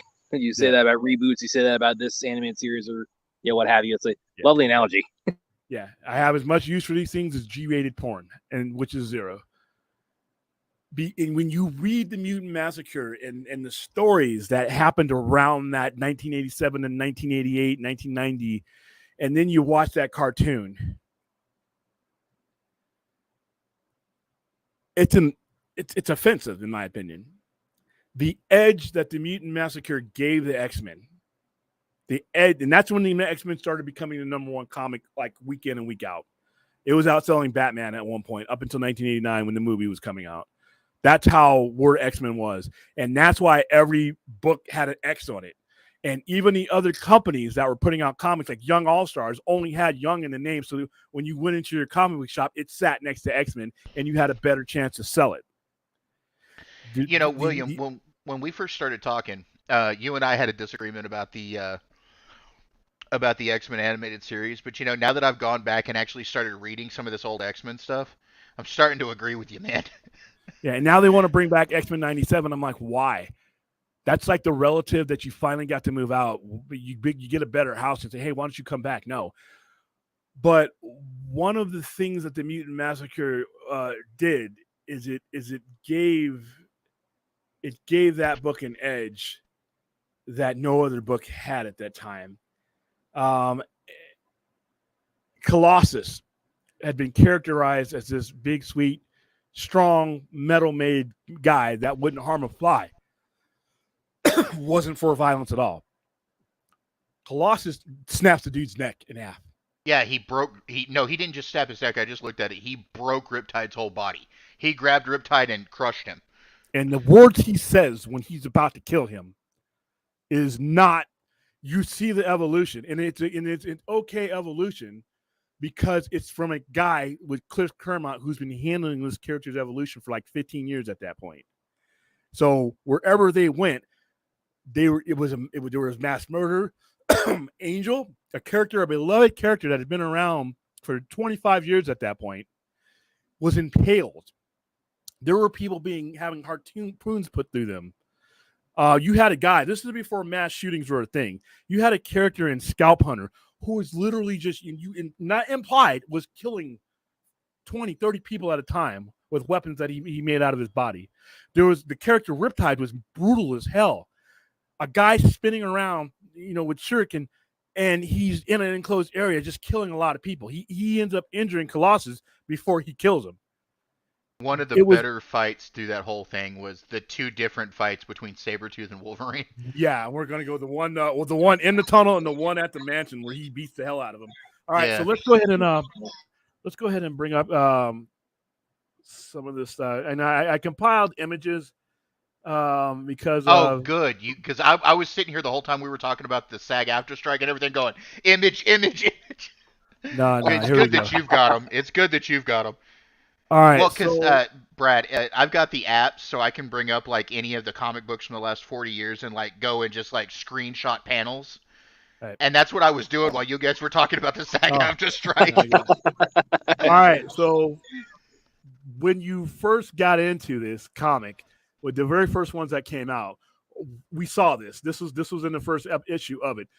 They had teased that this was coming, and they had brought up like Mr. Sinister. They had brought up all the things that were happening, and there were murders that were happening around that you would later find out that the Marauders were the perpetrators of. So this was back in the old days. We didn't have the internet. This is how you found out what was coming. You had a Mutant Massacre map. Look how cute that is. It's pink.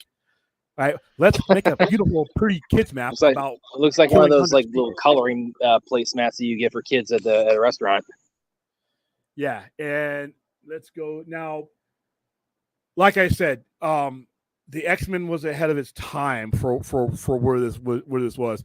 This is where you came to the understanding. This episode right here, this issue right here, because this is where it begins. This is where you came to the understanding, and it is a permanent understanding. The X-Men are not for kids. I was 12 years old when this comic came out. It was intense for a 12-year-old. And it would get more violent because the characters that he was introducing were people who were designed only to kill.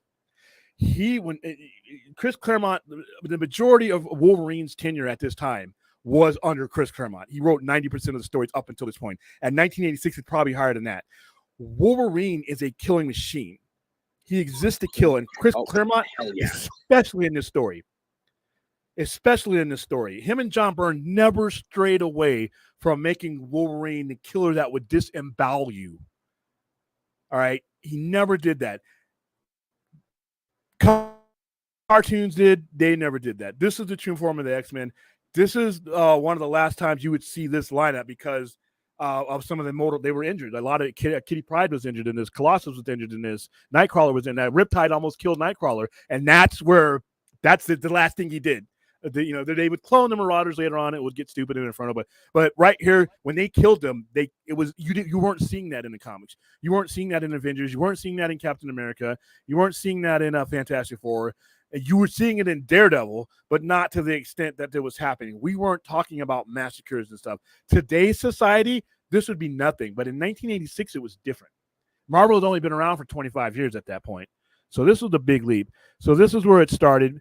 And it crossed over, right? I mean, these are not necessarily in order.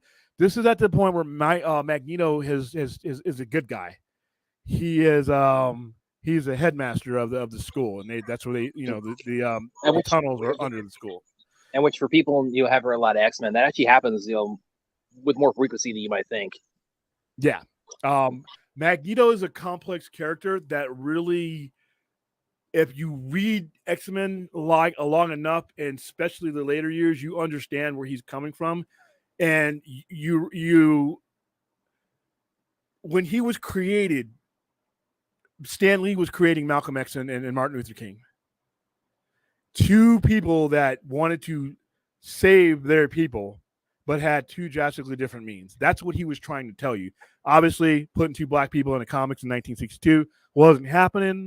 We were going through some things then, but Magneto. So if you look, but Magneto was a headmaster, and these comics when they bring Colossus through, and he's bleeding out because Riptide has somehow pierced his armor. And he's bleeding out, and Magneto closes up all of those wounds before he dies. But it results in him being paralyzed up until the point where it results in him being stuck in his armored form. Exactly. Yeah, if we're stuck in his form and he couldn't move, and that would stay that way until Excalibur. Him and Kitty was stuck in her phased form as well. Because Harpoon because of Harpoon. Harpoon through a thing through her, and she saved Rogue's ass.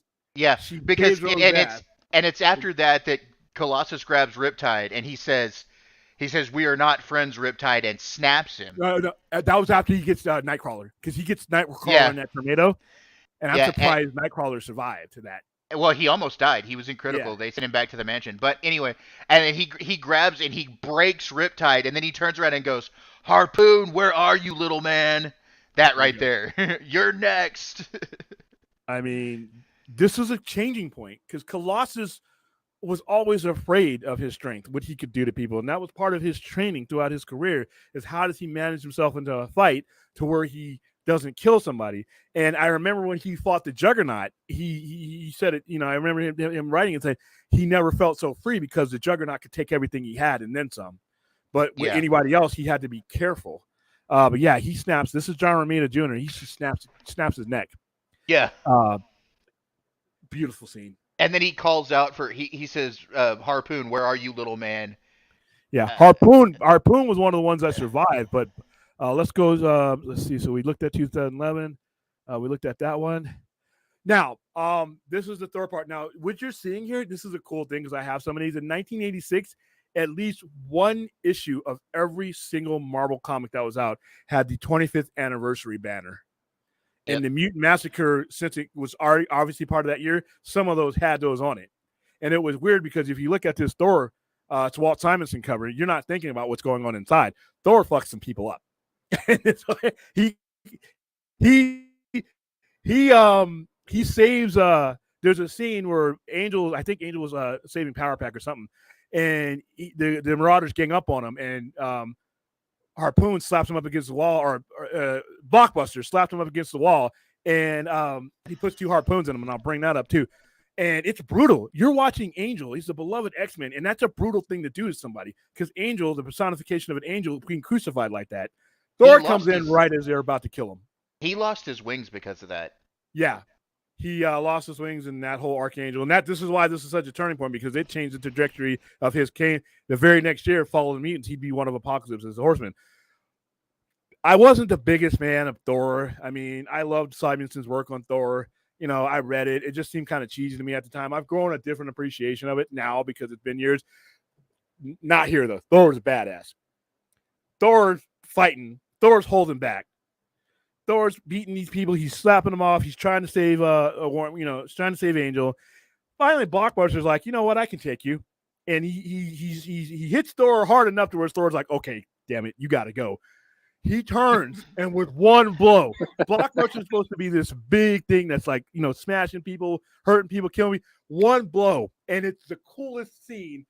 All you see is Blockbuster's feet in the thing, and the hammer, the handle of the hammer. He puts his ass away with one blow.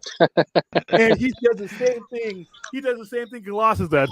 He said, I forgot what the exact order. He's like, you're about to die, and whatever god you wish to, say hi, because here comes this hammer. He smashes his ass. I'm like, either Thor's a badass here, or Blockbuster just sucked, or both. Either way, the rest of the Marauders are like, okay, we got to go. And you see him. He takes him out. That's why you see that iconic vision of Thor, with Angel in his arms. And what he ends up doing, Thor does, is he uses his sword because there's so many dead bodies there. Thor uses his hammer to cleanse the death from the tunnels. And, well, William, cool. As cool as all this sounds, I mean, let's be real. I mean, this cannot hold a candle to Thor: Love and Thunder, right? Oh, come on. Hey, you know what? We finally finished fixed the echoing from bad. Now he had to go. He had something came up. No, I'm just kidding. But yeah, this Thor was the badass in here. So yeah, that's the Thor 370, 372, 373. I can't read the number, but I had the numbers written wrong. So here's another one that made it. This story made a killer out of another character. There's a character in here, and you didn't always see the Marauders all at once. The way they did this story was so masterful that certain Marauders certain ones appeared together, like Scalp Hunter, Harpoon, Arclight, all those guys. The main ones would appear together, but like Blockbuster, all them, they weren't always together. Sabretooth wasn't always with them. And here's another one that only appeared in X Factor for the most part is Prism. He would use his light basically, to take out people, but he was a bit fragile. and he was using Cyclops' beams to reflect and kill other Morlocks. Finally, Marvel Girl of all people said, "Fuck this." She takes him and just slams him against the wall and cracks him, just shatters him into pieces. You're dead. And it was a cheesy death, but it was the fact that our heroes were in this situation, and they're saying they've made the decision that if we don't kill these fools, they're going to continue to kill. They're going to wipe out all the Morlocks. So this is a turning point for her character. This is a turning point for Colossus' character. Not so much for Wolverine, because Wolverine was already a killer, but everybody else did not have that in their nature. And remind me, was this before or after the Wolverine miniseries? Because I'm pretty sure it's after, right? This was before. This was before. After. Okay. No, this was after. This was after. No, before. Okay. Because that's what really kind of put the pedal to the metal. Frank Miller's miniseries, right? Yeah, I mean that's what really kind of put the pedal to the metal. Second. I have that here. I should get up off my ass and look, but I'm too lazy. Oh, the Wolverine miniseries. Yeah. I love that series, dude. I learned how to draw. I learned how to draw with that miniseries. Those ninjas, dude. He killed like 1 million ninjas.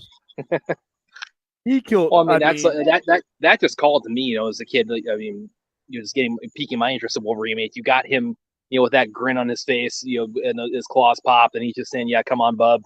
I mean, how do you not want to pick that up? There's more death in that in that 4 series. I love that series. Like I said, Frank Miller. That's the only person who other than Claremont that they allowed to kill. And he fought ninjas. He was killing ninjas. He's like, what? Screw this. What year was that release? But yeah, I love that series. Series. I think that was right. 1986 was just a great year. I'm looking that up, William. Hold on. Okay. Yeah, 1986 was just a great era. That's the year I started getting an allowance and I could actually buy my own stuff. So it was right around then that I started buying my own stuff too, William. Yeah. I was a fetus, so I actually interesting story how I got into comic book stores and everything. There was a little curio shop down the road from my house, and they sold comic books and like baseball cards and stuff. And I was into baseball cards and stuff like that. And I went down there. I'd already been reading some comic books because I was buying them from the convenience stores. But I went down. I went down to this shop, and the two ladies that were working there knew that I had a bunch of friends that read comic books and stuff because I chatted with them before. And they do you remember the old previews guides that you would order your comic books out of for the stores? Yep. They handed me a previews guide and they said, "Here, since you've started buying a lot of stuff with us, tell us what you and your friends want to buy, and we'll order it, and then we'll kind of under the table pay you in half merchandise and half cash." And that's how I got in. That's how I got involved with their shop. And I was about 15 at the time, and that's how I ended up getting sent to Comic Cons and stuff like that. After all of that for them, it was an interesting time in my life. 1982 was when that series was released. What, the miniseries? Yeah, 1982. I didn't think it was that early. Yeah, cover dated 1982. I didn't think it was that old. Jeez. Neither did I. Yep, the first Wolverine was a 4-issue limited series, the company's second ever limited series, written by Chris Claremont and penciled by Frank Miller. Yep. The only two guys that were allowed to kill. Marvel. All right, here's the one I was talking about. This is the episode. This is Blockbuster's first and last appearance. No shit. This is Blockbuster's first and last appearance. He messed with the wrong guy, and you can see in the background there, Angel had been harpooned to the side of the tunnel, and and he actually, like I said, Blockbuster puts up a decent fight until it just gets to the point where Thor's like, no more. And then he just, he actually must have pissed him off. I think there was a glancing blow that pissed him off. And Blockbuster got a lot of confidence. Like, hey, this is God Thunder. I think I can take whack. As soon as he got that thought in the head, he got a hammer straight to the chest. Just Soprano style. Yep, it was September to December of '82 when that miniseries came out. Yeah, covered it. So this one was one of the most iconic covers of X-Men, period. Oh God, yeah, that's Wolverine versus Sabretooth, round 1. And it's blood on the cover once again. This wasn't being done. This is why I'm featuring this. This was not being done. Look at all that blood, all that implied blood on that screen. And look at the lineup on the upper left, the Marvel's 25th anniversary. The way they looked, Kitty Pryde, the old Wolverine. This is the old brown Wolverine costume, the old brown and red one that I first saw Wolverine in. This is a great cover. Now it was a battle, and then like I said, this one right here, and there's Psylocke, who they brought over from Marvel UK, Captain Braddock's sister, and she played a pivotal part in this issue because he gets to the mansion first and destroys Cerebro. And Isn't this where she becomes Malice? Isn't this where she becomes Malice? This is where Polaris becomes Malice. This is where they introduce Malice because Psylocke senses her. Psylocke. This is where you also hear that Mr. Sinister is behind it. You only hear about him in name here. You will not see Mr. Sinister until the first X-Men comic I purchased that without a stop, which is X-Men 221. Death by Drowning. I remember buying that at a 7-Eleven, and that changed everything for me. This battle, it was a 2-part battle that just took place in 2 different parts, and the whole issue. It wasn't just a couple panels. They whipped each other for the whole issue. They were in the water. They were everywhere. They couldn't harm each other because they were both healing. They couldn't hide from each other because they could both smell each other. It was an awesomely written battle. Psylocke ends up fucking with his head because that's how she gets inside of his head, and that's how they were able to beat him. But there's something in here that was BS. Sabretooth, as far as I know, didn't have superhuman strength at the time, but Psylocke threw a barbell at him. He catches it with one hand, and he's bending it with just his hand. He crushes the barbell. And I'm like, okay, that was dramatic effect, but this is one of the great ones. I have this here somewhere. I love this one. And here's another one. See that this is the battle. The battle took place over so much territory that it ended up being in so many comics. And as you can see, the surrounding edge around there, all the Marvel celebrating 25 years of Marvel. Marvel was actually 25 at one time. And this was the only one of the Mutant Massacre covers that had this 1986 banner around it that actually had something that pertained to the story. All the other ones just had the characters' heads. All right. And then we saw this one. I actually ignored it, but this is where, like I said, this is where they become killers. And here is the first page of the Mutant Massacre begins when they are tracking Tommy and her boyfriend, her Hellfire Club boyfriend. They attack them, and then they follow them to the tunnels. And the original story was that's how they found the Morlock tunnels. They have since retconned it. I don't know if they undid it, but Gambit was the one that led them to it, and that was completely stupid, and that's what cost him. I never really paid attention to that, even though they made it canon. However, the reasoning, we never knew the reasoning of why they killed the Morlocks. According, a lot of people thought, it was because they were offshoots and weirdo. They weren't elite mutants like the Magneto mentality. It would be revealed later after the Age of Apocalypse. I don't know how much, Chris Claremont even had to do with this because he was gone by that point, that the Dark Beast that was in that universe, when that universe collapsed, he had came over. And when he came over, it was 20 years in the past. Because of where Legion had killed Professor Xavier. He came through the Mcron crystal, and he ended up 20 years in the future. So by the time our modern time came around, he had been using and experimenting on mutants and humans. But remember, in that world, he was working for Mr. Sinister. So this world's Mr. Sinister instantly knew he could recognize the signature of his work. And that's why he ordered the massacre, because he wanted no trace of his work being found or misused. Yep, and that's what still, they retconned with, which is still considered canon. Yeah, and that was actually good canon because Chris Claremont never went into it, and they went on for years without ever going into it. But that was a great ending with that one. Let's see what else I got here.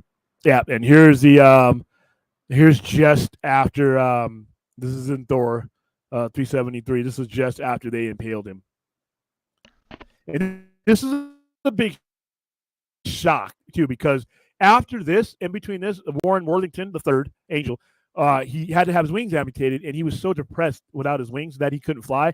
He got into a plane and put a bomb in it, and he was supposed to have blown himself up. And truth, we all know that the very next to these crossovers, which was Fall of the Mutants, Apocalypse had gotten to him and re-engineered. He had lost his flesh wings, but he had not lost the ability to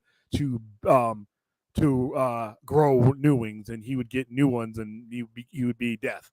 And that would be the Four Horsemen, Caliban, all those guys would come back. And this was long-form storytelling. Everything that happened in Inferno and in Fall of the Mutants, the two that would subsequently follow this one, this story was being set here. Chris Claremont knew exactly what he was going to do. He knew exactly he was going to do a Madame Pryor, which is a clone of Jean Grey, and he knew what he was trying to do with Cable, what he was trying to do. The Sinister wanted Cable because he wanted the gene, the Summers gene that he thought that could make the superior mutant. So this is all connected. Here is a collection of some of the primary covers that came out that year. And I am going to be doing a series coming up. I'm working on it right now. I'm working on the intro and everything of it. It's called Cover Story. And we're going to go into some of these covers.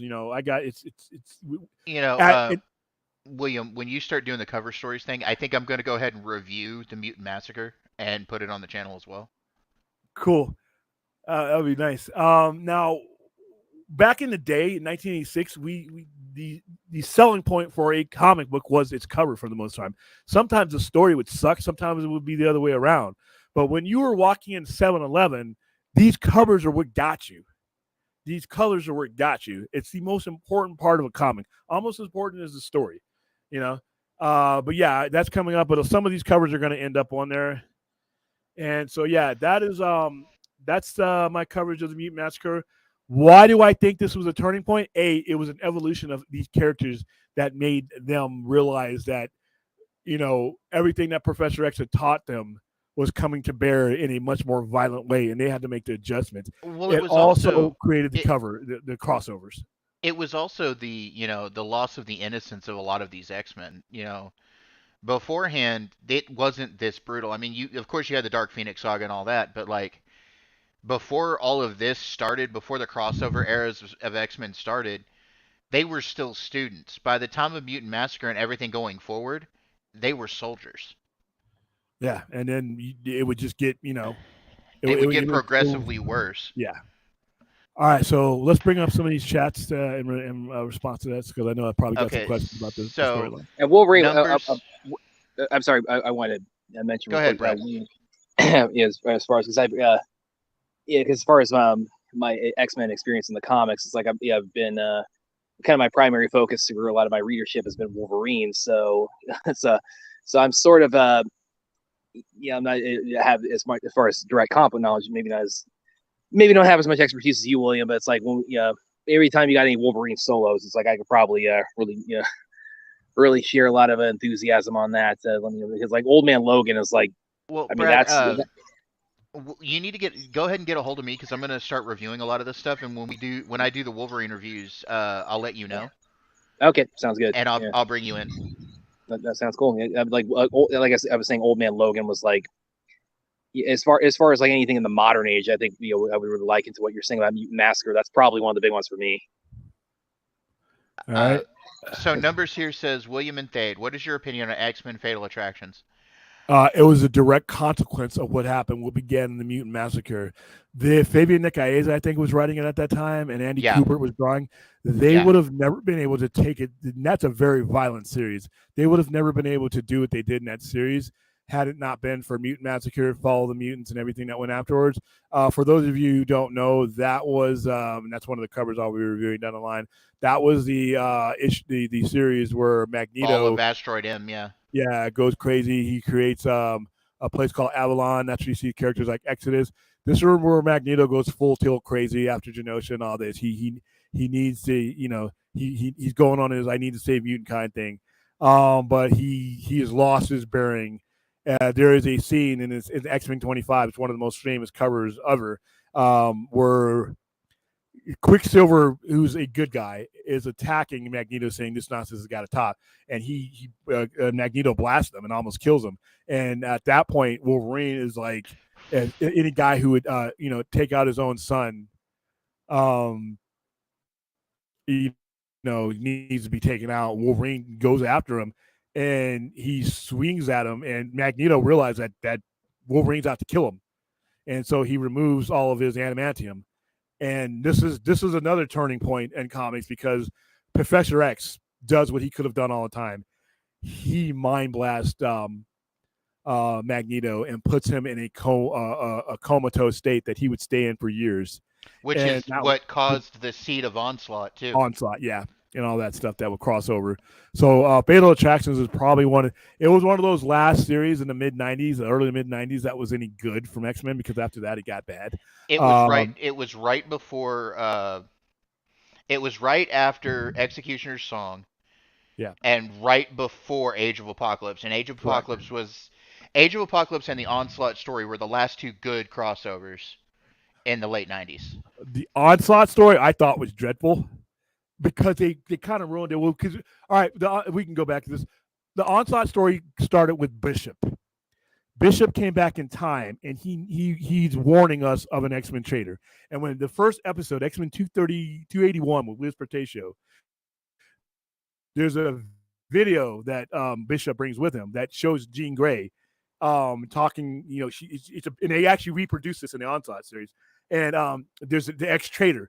Bishop was there to find the ex-traitor. And they kept that story going on for years. I just didn't think a fulfilling ending. And you saw this video that gets cut off, because that's when Professor X comes after them.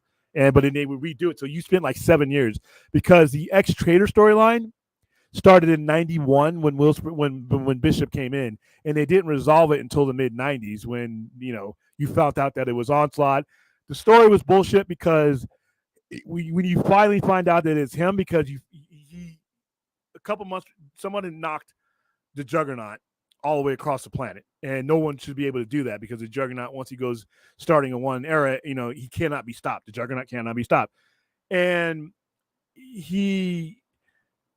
when you finally realize that it's Professor X, and I had put this together with a couple of guys that were in my comic book store at the time, he rips out the Crimson Gem of Sidorak, and that's how he beats the Juggernaut. Which I'm like, okay, guys, come on, you're writing this, you don't know. There's the Crimson Gem is not inside of the Juggernaut. He touches it, and that's how he becomes it. But I thought it kind of, and that led to Heroes Reborn, and then the downfall of comics in the mid-90s. But I think Fatal Attractions is one of the last best great stories of the 90s. Age of Apocalypse, the best crossover of the 90s, and that was after Fatal Attractions. So yeah, that was 94, 95. All right, next one. Okay, so the Spider-Man says no love for House of M. Okay, now I'm going to say this. House of M was early 2000s. We were talking about the late 90s. House of M was one of the better crossovers of the 90s, of the early 2000s. It was a good story, in my opinion. I didn't like the motivation. The Decimation, House of M, all that stuff. There was no. The story behind that is that the creators at the time thought there were too many mutants, and that was their way of getting. And I'm like, yeah, all right. And then the ones that did survive, it could have led right into it. It was well written, but I'm like, the gimmick I just wasn't on board with. But you know what? It sold like hell. So, but I cash wise, I loved House of M. Story wise, I was like, they were doing a lot of strange stuff to Scarlet Witch at the time. So. Numbers here says, William, is there any animated show based on a comic book property that you're a fan of? Like, for example, Spawn from HBO or Invincible on Amazon? I loved Spawn because it was true as much as it could be. Spawn is like the truest we've gotten so far as an adaptation of Spawn. I did not like Invincible because I didn't like the art style and I didn't like the story. The first time he meets the Violator in the cartoon. You came back for her, Spawn. You came back for Wanda. And by the way, Violator is a child molesting clown. Yeah. So, yeah, there is some really there is some crack open a Spawn comic sometime that's not kid stuff.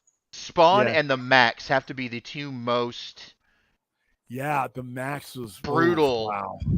The two most brutal comic book series ever, because the Max was legitimately about child abuse. Child abuse, child rape. Mr. Gone was a rapist, or he was an Yeah. imaginary fixated rapist. Mental illness, all kinds of stuff. That entire outback in her head was just, And Sam Keith. Sam Keith, that was straight off of his run from the Incredible Hulk. He's excellent in that. actually, William, I'll go ahead and use this as an opportunity to ask you, as you were just sharing your high esteem for X-Men the animated series. What are your thoughts on the Spawn movie? Will it ever happen, or the one that they made? No, I'm the one from the 90s. Oh, it was awful. The best part of that movie was Leguizamo. Well, Michael Jai White also. I think I've actually interviewed him multiple times, and he's actually spoken very disparagingly of the Spawn. But it's like, him and Leguizamo, they were both pretty flawlessly cast as Spawn and Violator. They were, but too bad they weren't the characters that they were supposed to be. They held back, and you can't do. Oh, it's so watered down from from the comics and from the animated series. Characters should make you vomit. And that's why I don't like. Listen, people say, "Oh, William, why do you hate animation?" No, I hate '90s animation because they tried to make our brutality except for Spawn. Kids. Yeah, except for Spawn, the cartoon. But then when they try to do movies and everything else, and then it's like, ugh. All right, but no, and The Dark Knight Returns, I think, is the best animated adaptation of a cartoon ever. Well, with Spawn, actually, I have a little bit of an interesting story too because my dad actually would not let me see the '90s movie for the longest time, and I finally got to see it. And his reasoning was he found Leguizamo as the clown pretty disgusting, and then I finally saw it, and then I discover some of the animation and the comics later on, and we're like, not as disgusting as he was in the comics. Yeah. If you thought that was bad, like I remember he takes a little girl to disappear. That's like, dude. I remember I was reading the Spawn comics, and my dad, my pop never really questioned the comic books I read. But then, I was watching the HBO cartoon in my room one night. My dad walked into my room, and I didn't notice he was there. He was at the door. And he sat there and watched 20 minutes of that cartoon, and he just looked at me and he went, "Damn, dude," and walked out of the room.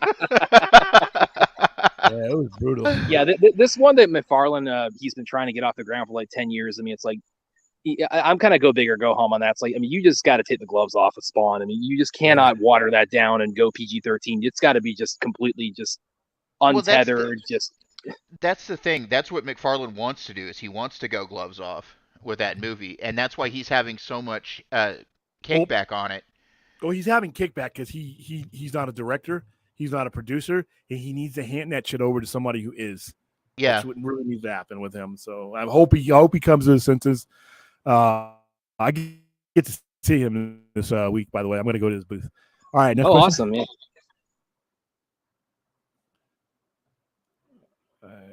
Let's see. That should be everything. We're back again. There's a lot of crosstalk in there. Okay. Yeah, he's probably one of my, as far as when I was kind of first started reading comics. He's probably one of in terms of not just with Spawn, but with his general artwork. I mean, he was one of the all-stars back then. He was McFarlane. Go ahead. I met all of the original Image guys when they just broke with Marvel. The first Comic-Con they did, I was at.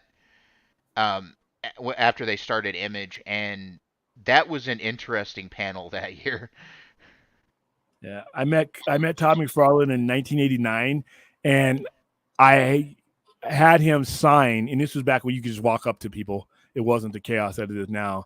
Yeah, I had him sign Amazing Spider-Man 323, which is ironically going to be the very first cover story that we do when we start up that series. And now, almost 35 years later, I am going to bring that very same comic, and I'm going to have him sign it again. And I'm like, it was the very first year that they held it at the convention center.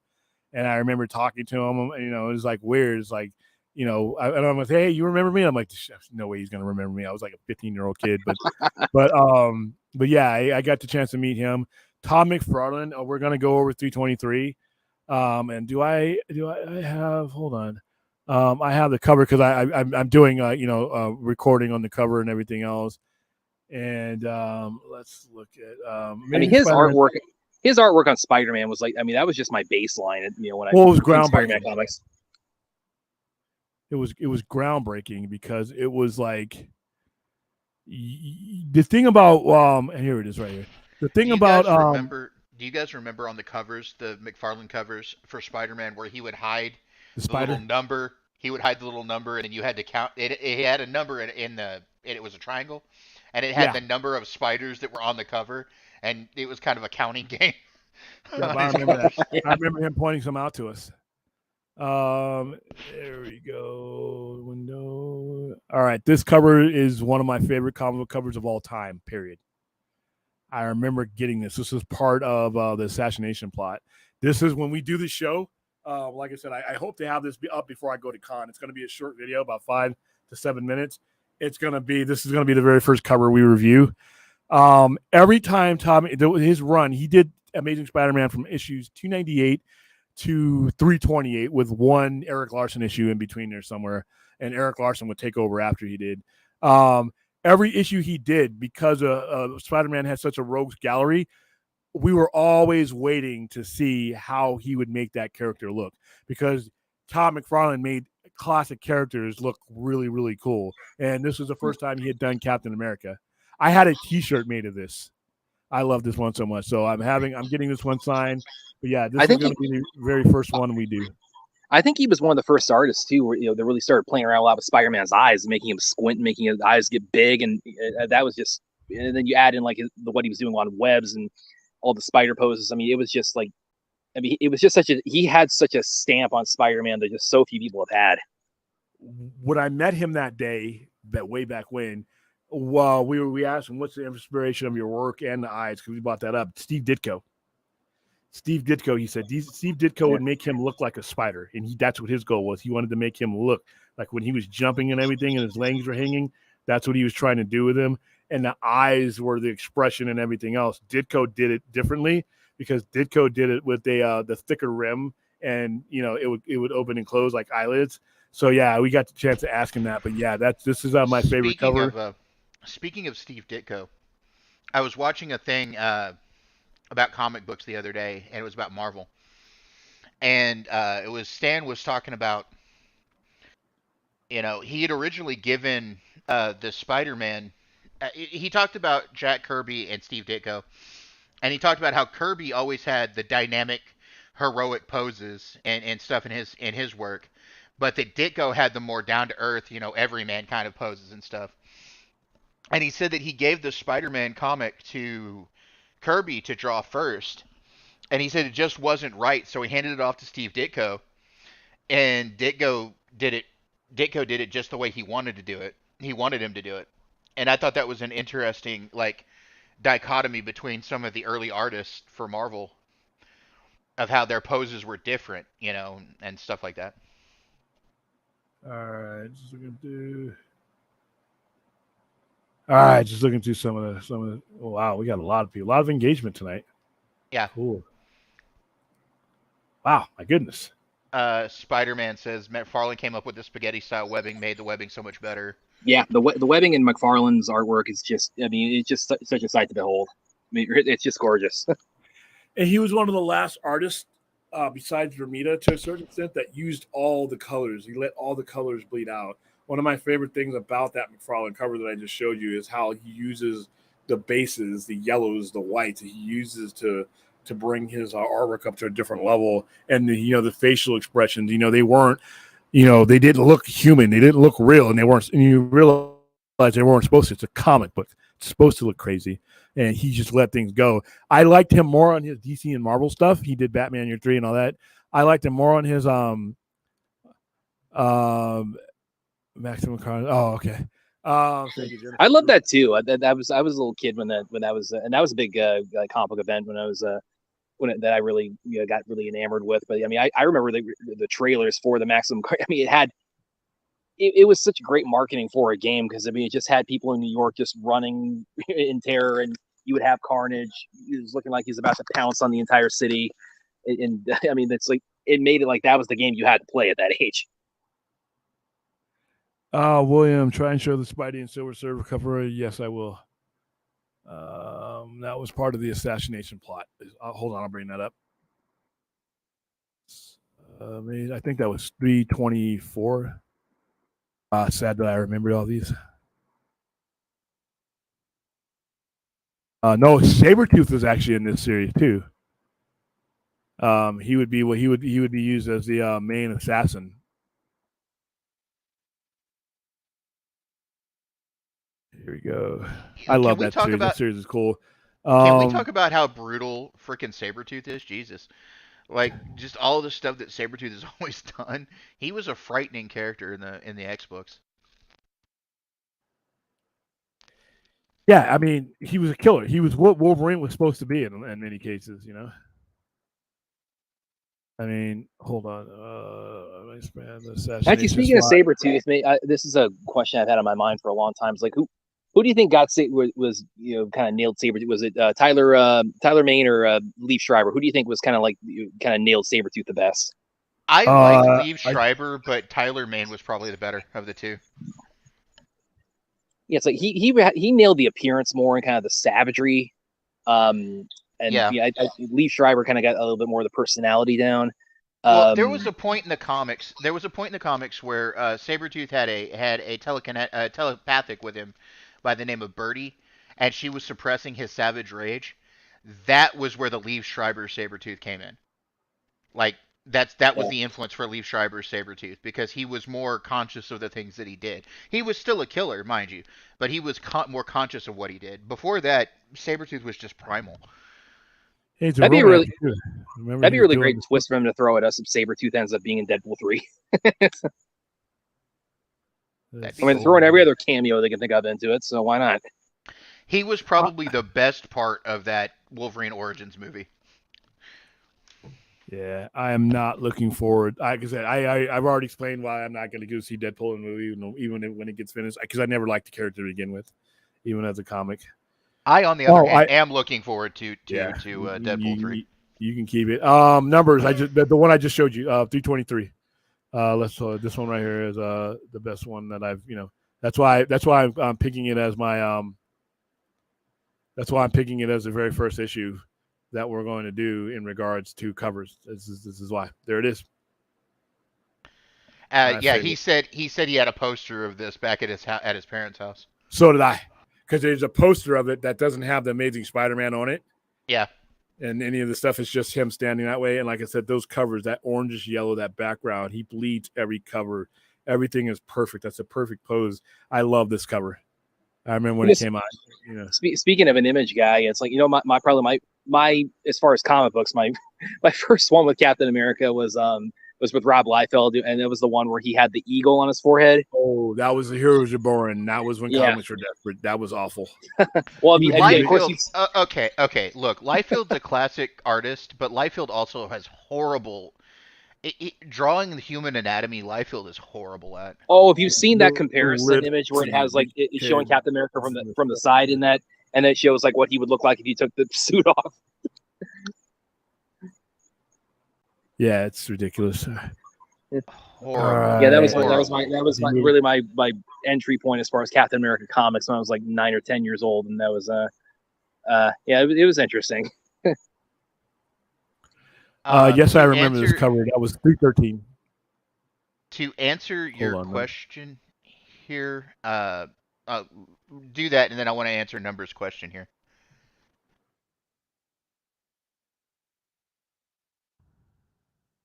I think 313 was the issue with the Hobgoblin in it. No, that was the Lizard. Rhea, traditionally, Liefeld can't draw feet. That's the point of why he hid feet a lot of the time when he did draw images. And he'll even admit it. He cannot draw feet.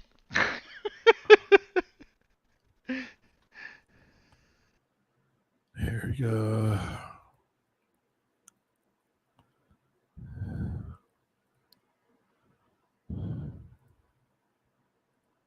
There it is. I love this cover too. Yeah, that's a good one. Yeah. All right, go ahead and answer what you're going to answer there. Okay, so Numbers here asks, what is your favorite McFarlane cover of all time? My favorite McFarlane cover is this one.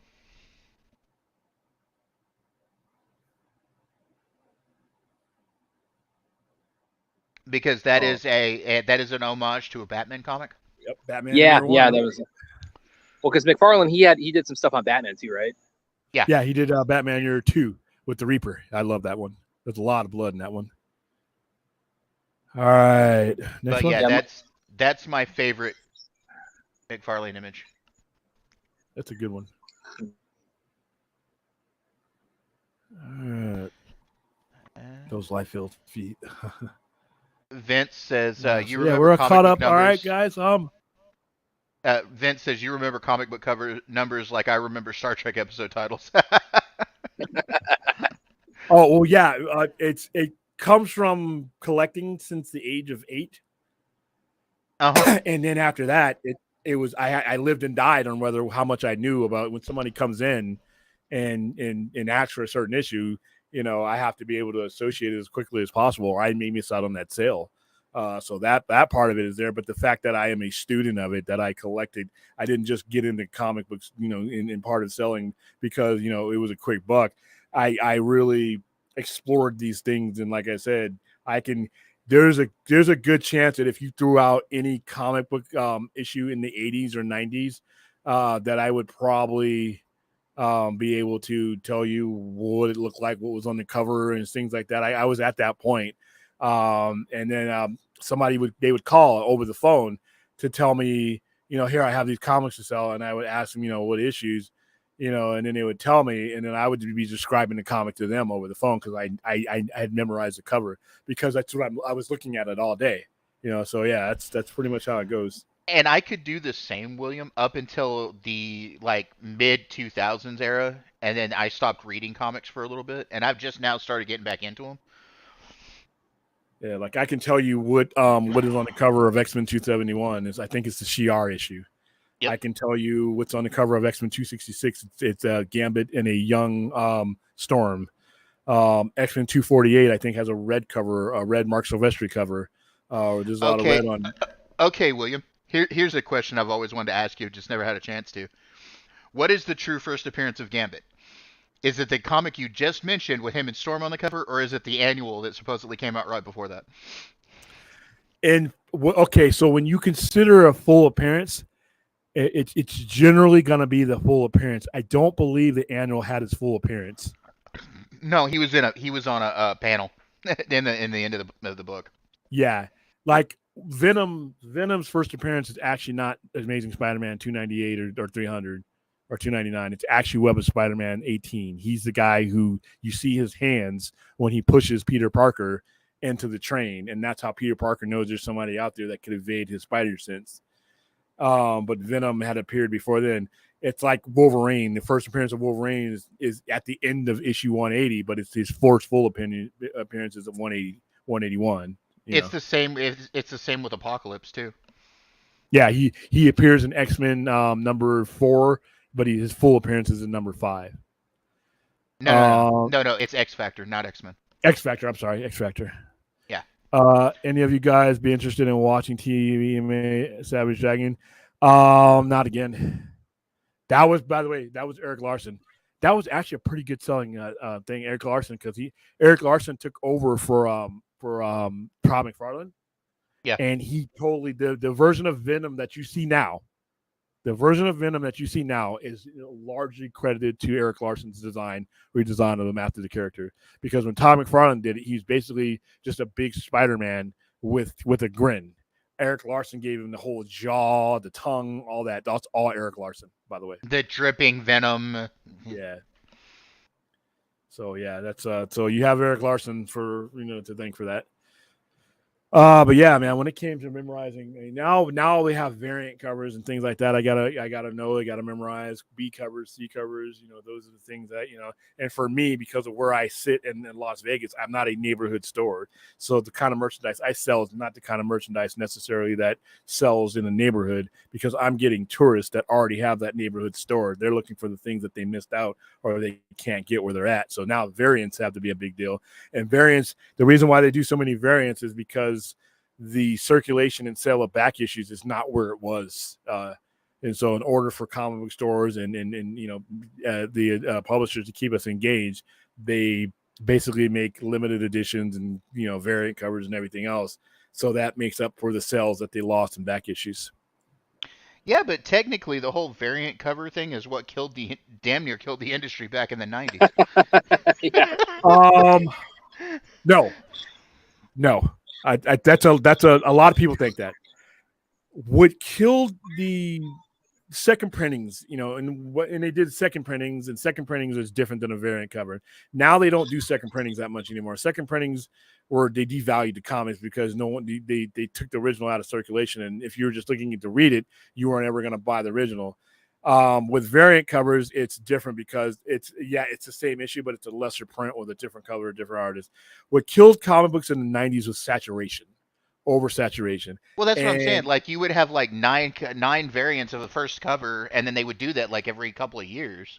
Well, even then, because the variant covers actually did well, or the because you didn't get too many.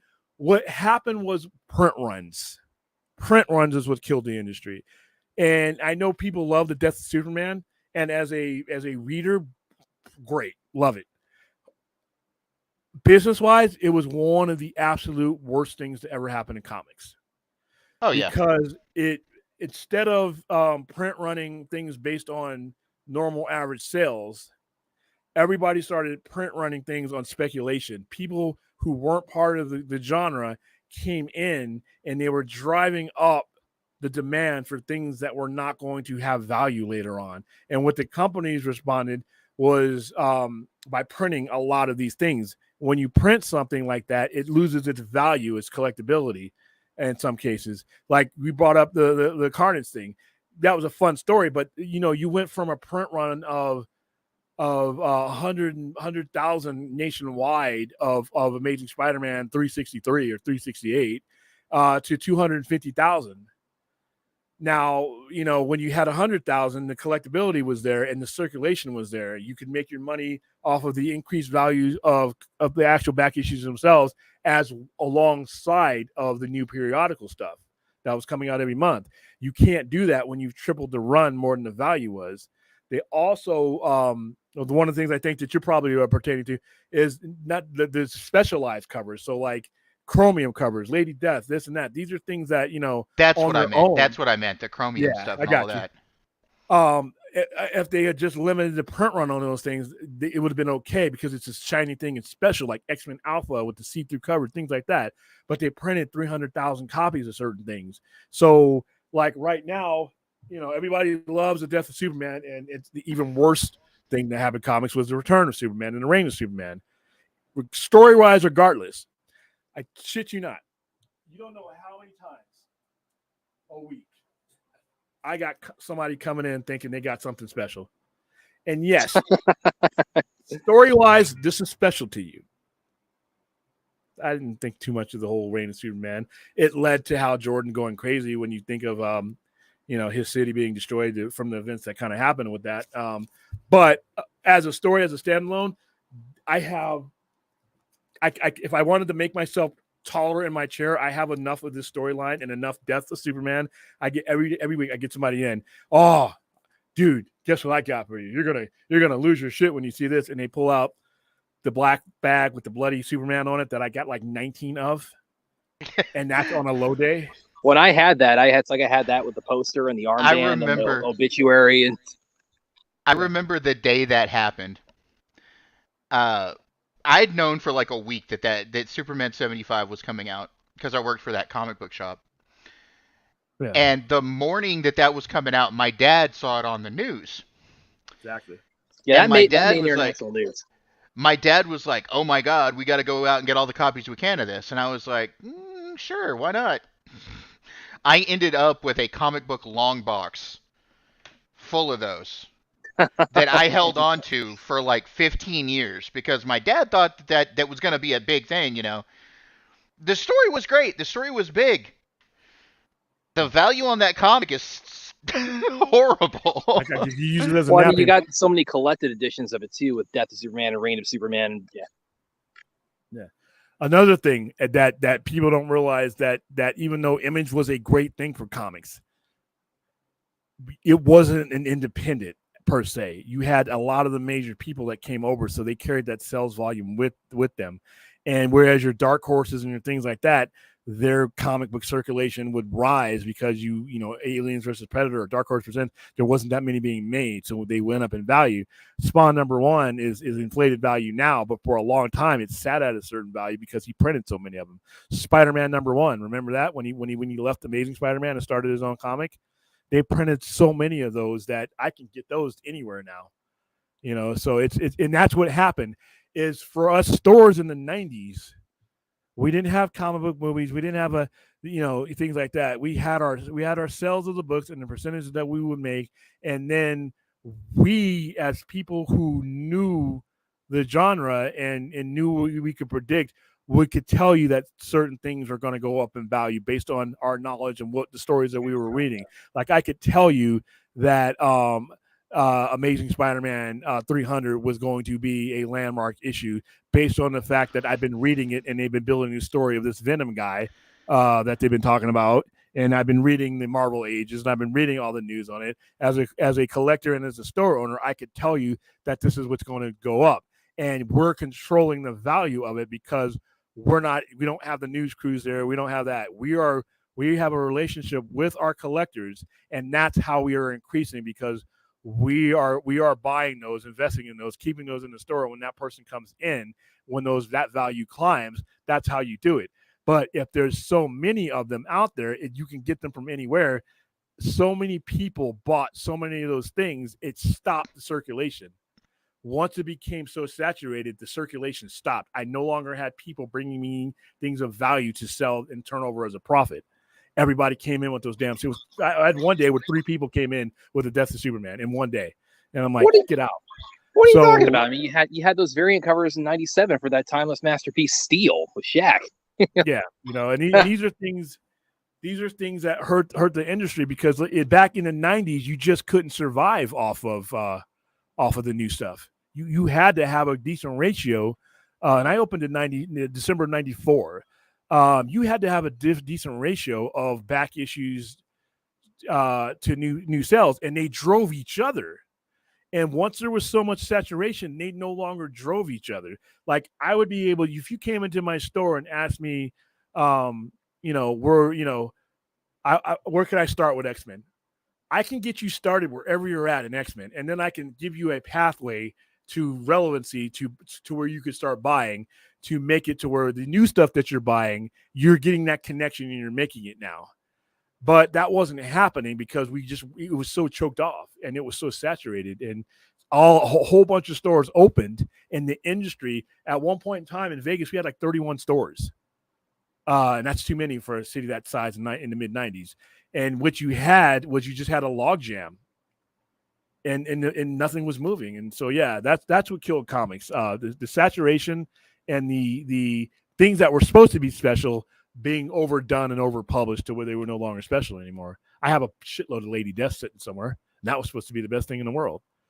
Evil Ernie got them all, So, all right, guys. I was going to mention one more thing before we go, and this is something since we're talking about comic books. I wanted to talk to you about this, or tell you about this. There was an interview in the 70s. I can't remember what talk show it was on, but they had Stan Lee on there as a representative of the head of Marvel, and then they had the head of DC in the 70s. I can't remember his name just right off the top of my head. But they were talking about comic book collecting because comic book collecting had become a thing in the 70s, like actual comic book collecting instead of just reading them. And the talk show guy and Stan Lee were talking to the kid, and he was probably 20, if that, and he was talking about how comic book collecting is important to, it's becoming a thing. And the head of DC turned around and looked at this kid and goes, "Oh, comic book collecting is never going to become a thing. These books are meant to be sold and then thrown away, blah, blah, blah, blah, blah." And Stan Lee Stan Lee looked at the guy and goes, "You're crazy. Like, the kid's right. There are people collecting our books now and all this." I just thought it was funny, him and Stan going at each other on that talk show. That con, by the way, that was her philosophy.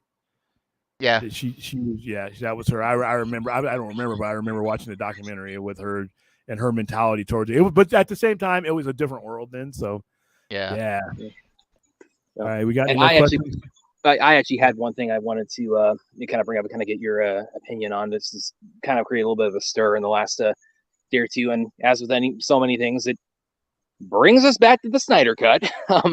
There's been a little bit of a kerfuffle with the trailer on the Max YouTube channel has been taken off, and there was kind of some back and forth about that. And actually, Screen Rant actually reached out and got I got some comments on that. Apparently, that was a music rights issue, but then it happened before. Also, exactly with the Hallelujah trailer. But then also apparently on I just can't get used to saying just Max, but on Max Europe, apparently it's been taken down on Max. So there's a lot of back and forth and dissecting of that. And I was kind of wondering what your thoughts were on that, with especially with the writer's strike going on, the residuals being such a thinking more of that. Is that maybe related to that? Wonder what your thoughts are. No, that's related to Warner Brothers wanting money. Because Blade Runner 2049 was taken off and then sold, to Amazon in preparation. I think it's on Amazon or Hulu or somewhere. It's just a transaction. It's all it is, And I know it's easy for us to be like, oh no, they're taking it off, they're screwing us. No, it's a transaction. Somebody else, it's going to end up somewhere else where they're going to be paid for it. So like Amazon or a Hulu is just good. Warner or Netflix or Netflix, or somewhere, and then it's a transaction. They'll get it back.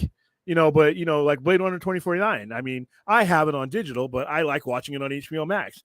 It's not on HBO Max anymore. It's on it's on video. All these on-demand ones, they buy it from them, and that's what Warner Brothers is going to start doing a lot of, because that company takes the residual responsibility for the time that they have it on their thing. So when Warner Brothers, like the Batman cartoon, Warner Brothers doesn't have to take care of the residuals on that. The company that actually has it on their streaming service has to do that. So not only do they make some money, but they're not spending as much. So if Zack Snyder's Justice League does end up off of Netflix, I'll take it just as a business transaction. That's something I was gonna bring up too when it comes to like things that go off of streaming services and everything. People act like it's gone forever. You can actually look around and find this stuff most of the time. It's getting licensed out. I mean, these streaming companies do it all the time. Right now, the Star Trek movies are not only on Paramount Plus, but they're also on Max, and you can also get them on Apple TV. I mean, like, they're all there. They're available to be found. You just have to look around for them. Just because something gets pulled off of a streaming service doesn't mean it's gone forever. Yeah. Remember back in the days when the Disney movies, you had the vault. You could only buy a Disney movie for so long, and then it would go away for a while, but you always knew it was going to come back eventually. I had that with Oliver and Company when I was, because that wasn't on VHS for like 7 years after it was originally out, and then let me tell you something.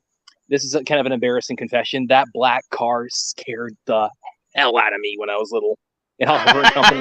I'm not kidding. It's like, no, that car, the way that was kind of drawn like a Todd McFarlane illustration. I mean, that car terrified me.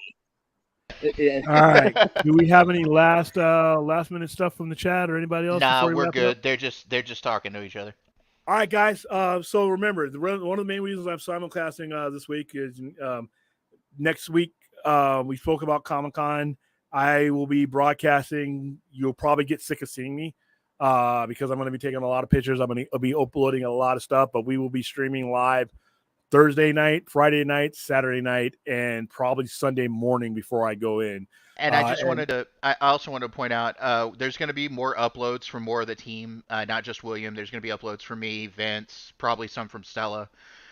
We're really going to start pushing the algorithm with this channel. So, any of the things are, well, hold on, wait a minute.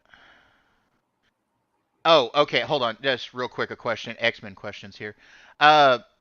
I'm okay with what's going on with modern X-Men right now. The Krakoa Age. We're coming up to New Fall of Mutants. Well, it's going to be called Fall of X. It starts in August. It looks pretty good. I think it's going to be interesting, but I do understand why some people don't like the Krakoa era. It's kind of a acquired taste. Well, it's confusing. It's a good story, but they haven't really laid it out in the way that complex X-Men stories used to be laid out. Yeah. It's very confusing. It's not accessible to everyone. Even quality wise, it's fine, but it's not. That's the one thing. And Hickman had the same problem at the beginning of all this. Is that it just wasn't laid out in a manner that something like that. Now, I will say, and Pretty Fly for a Filipino guy brings up this. they're bringing in a comic, an X-Men book called Days of Future Past Doomsday. And what it is it's going to go in and fill in the storyline from Days of Future Past. It's going to give you like some of the history and what ended up leading into Days of Future Past. And the first issue of that book is freaking amazing. I like it. That's going to be a good miniseries. Because that goes back to a classic X-Men storyline. Yeah, one of the better ones and one of the better movies based on it. All right, guys, that's it. Woohoo! For those of you, most of you on the East Coast, you are already into the next day. I'm a half hour. I got to go get some groceries. For everything closes here at midnight, which, by the way, sucks. I live in Vegas, 24-hour city, and I'm living in now the Walton era. Everybody wants to close at 9 and 10, 11. So a bachelor like me, has to do stuff at weird times because I work weird hours. But I used to live in a 24-hour town where that didn't matter. But I guess not. Now I live in Mayberry, so I got to go get groceries. But I will see you guys tomorrow at some point. I'm not real sure, but like I said, yeah, get ready. Everything we do will be simulcast next week, so it'll be on both these channels. So it might be a benefit. Okay, Lion King. After Fall of X, come back and ask me this question, because I think we're going to get back to regular X-Men stuff after Fall of X. Here you go. All right, guys. Thanks for being the best part of this whole geek interaction. I'm sure we'll have more to talk about with the strike coming up. Oh, geez. For Sage, for Thella, for Brad, from Screen Rat. I will see you the next time my face graces your screen.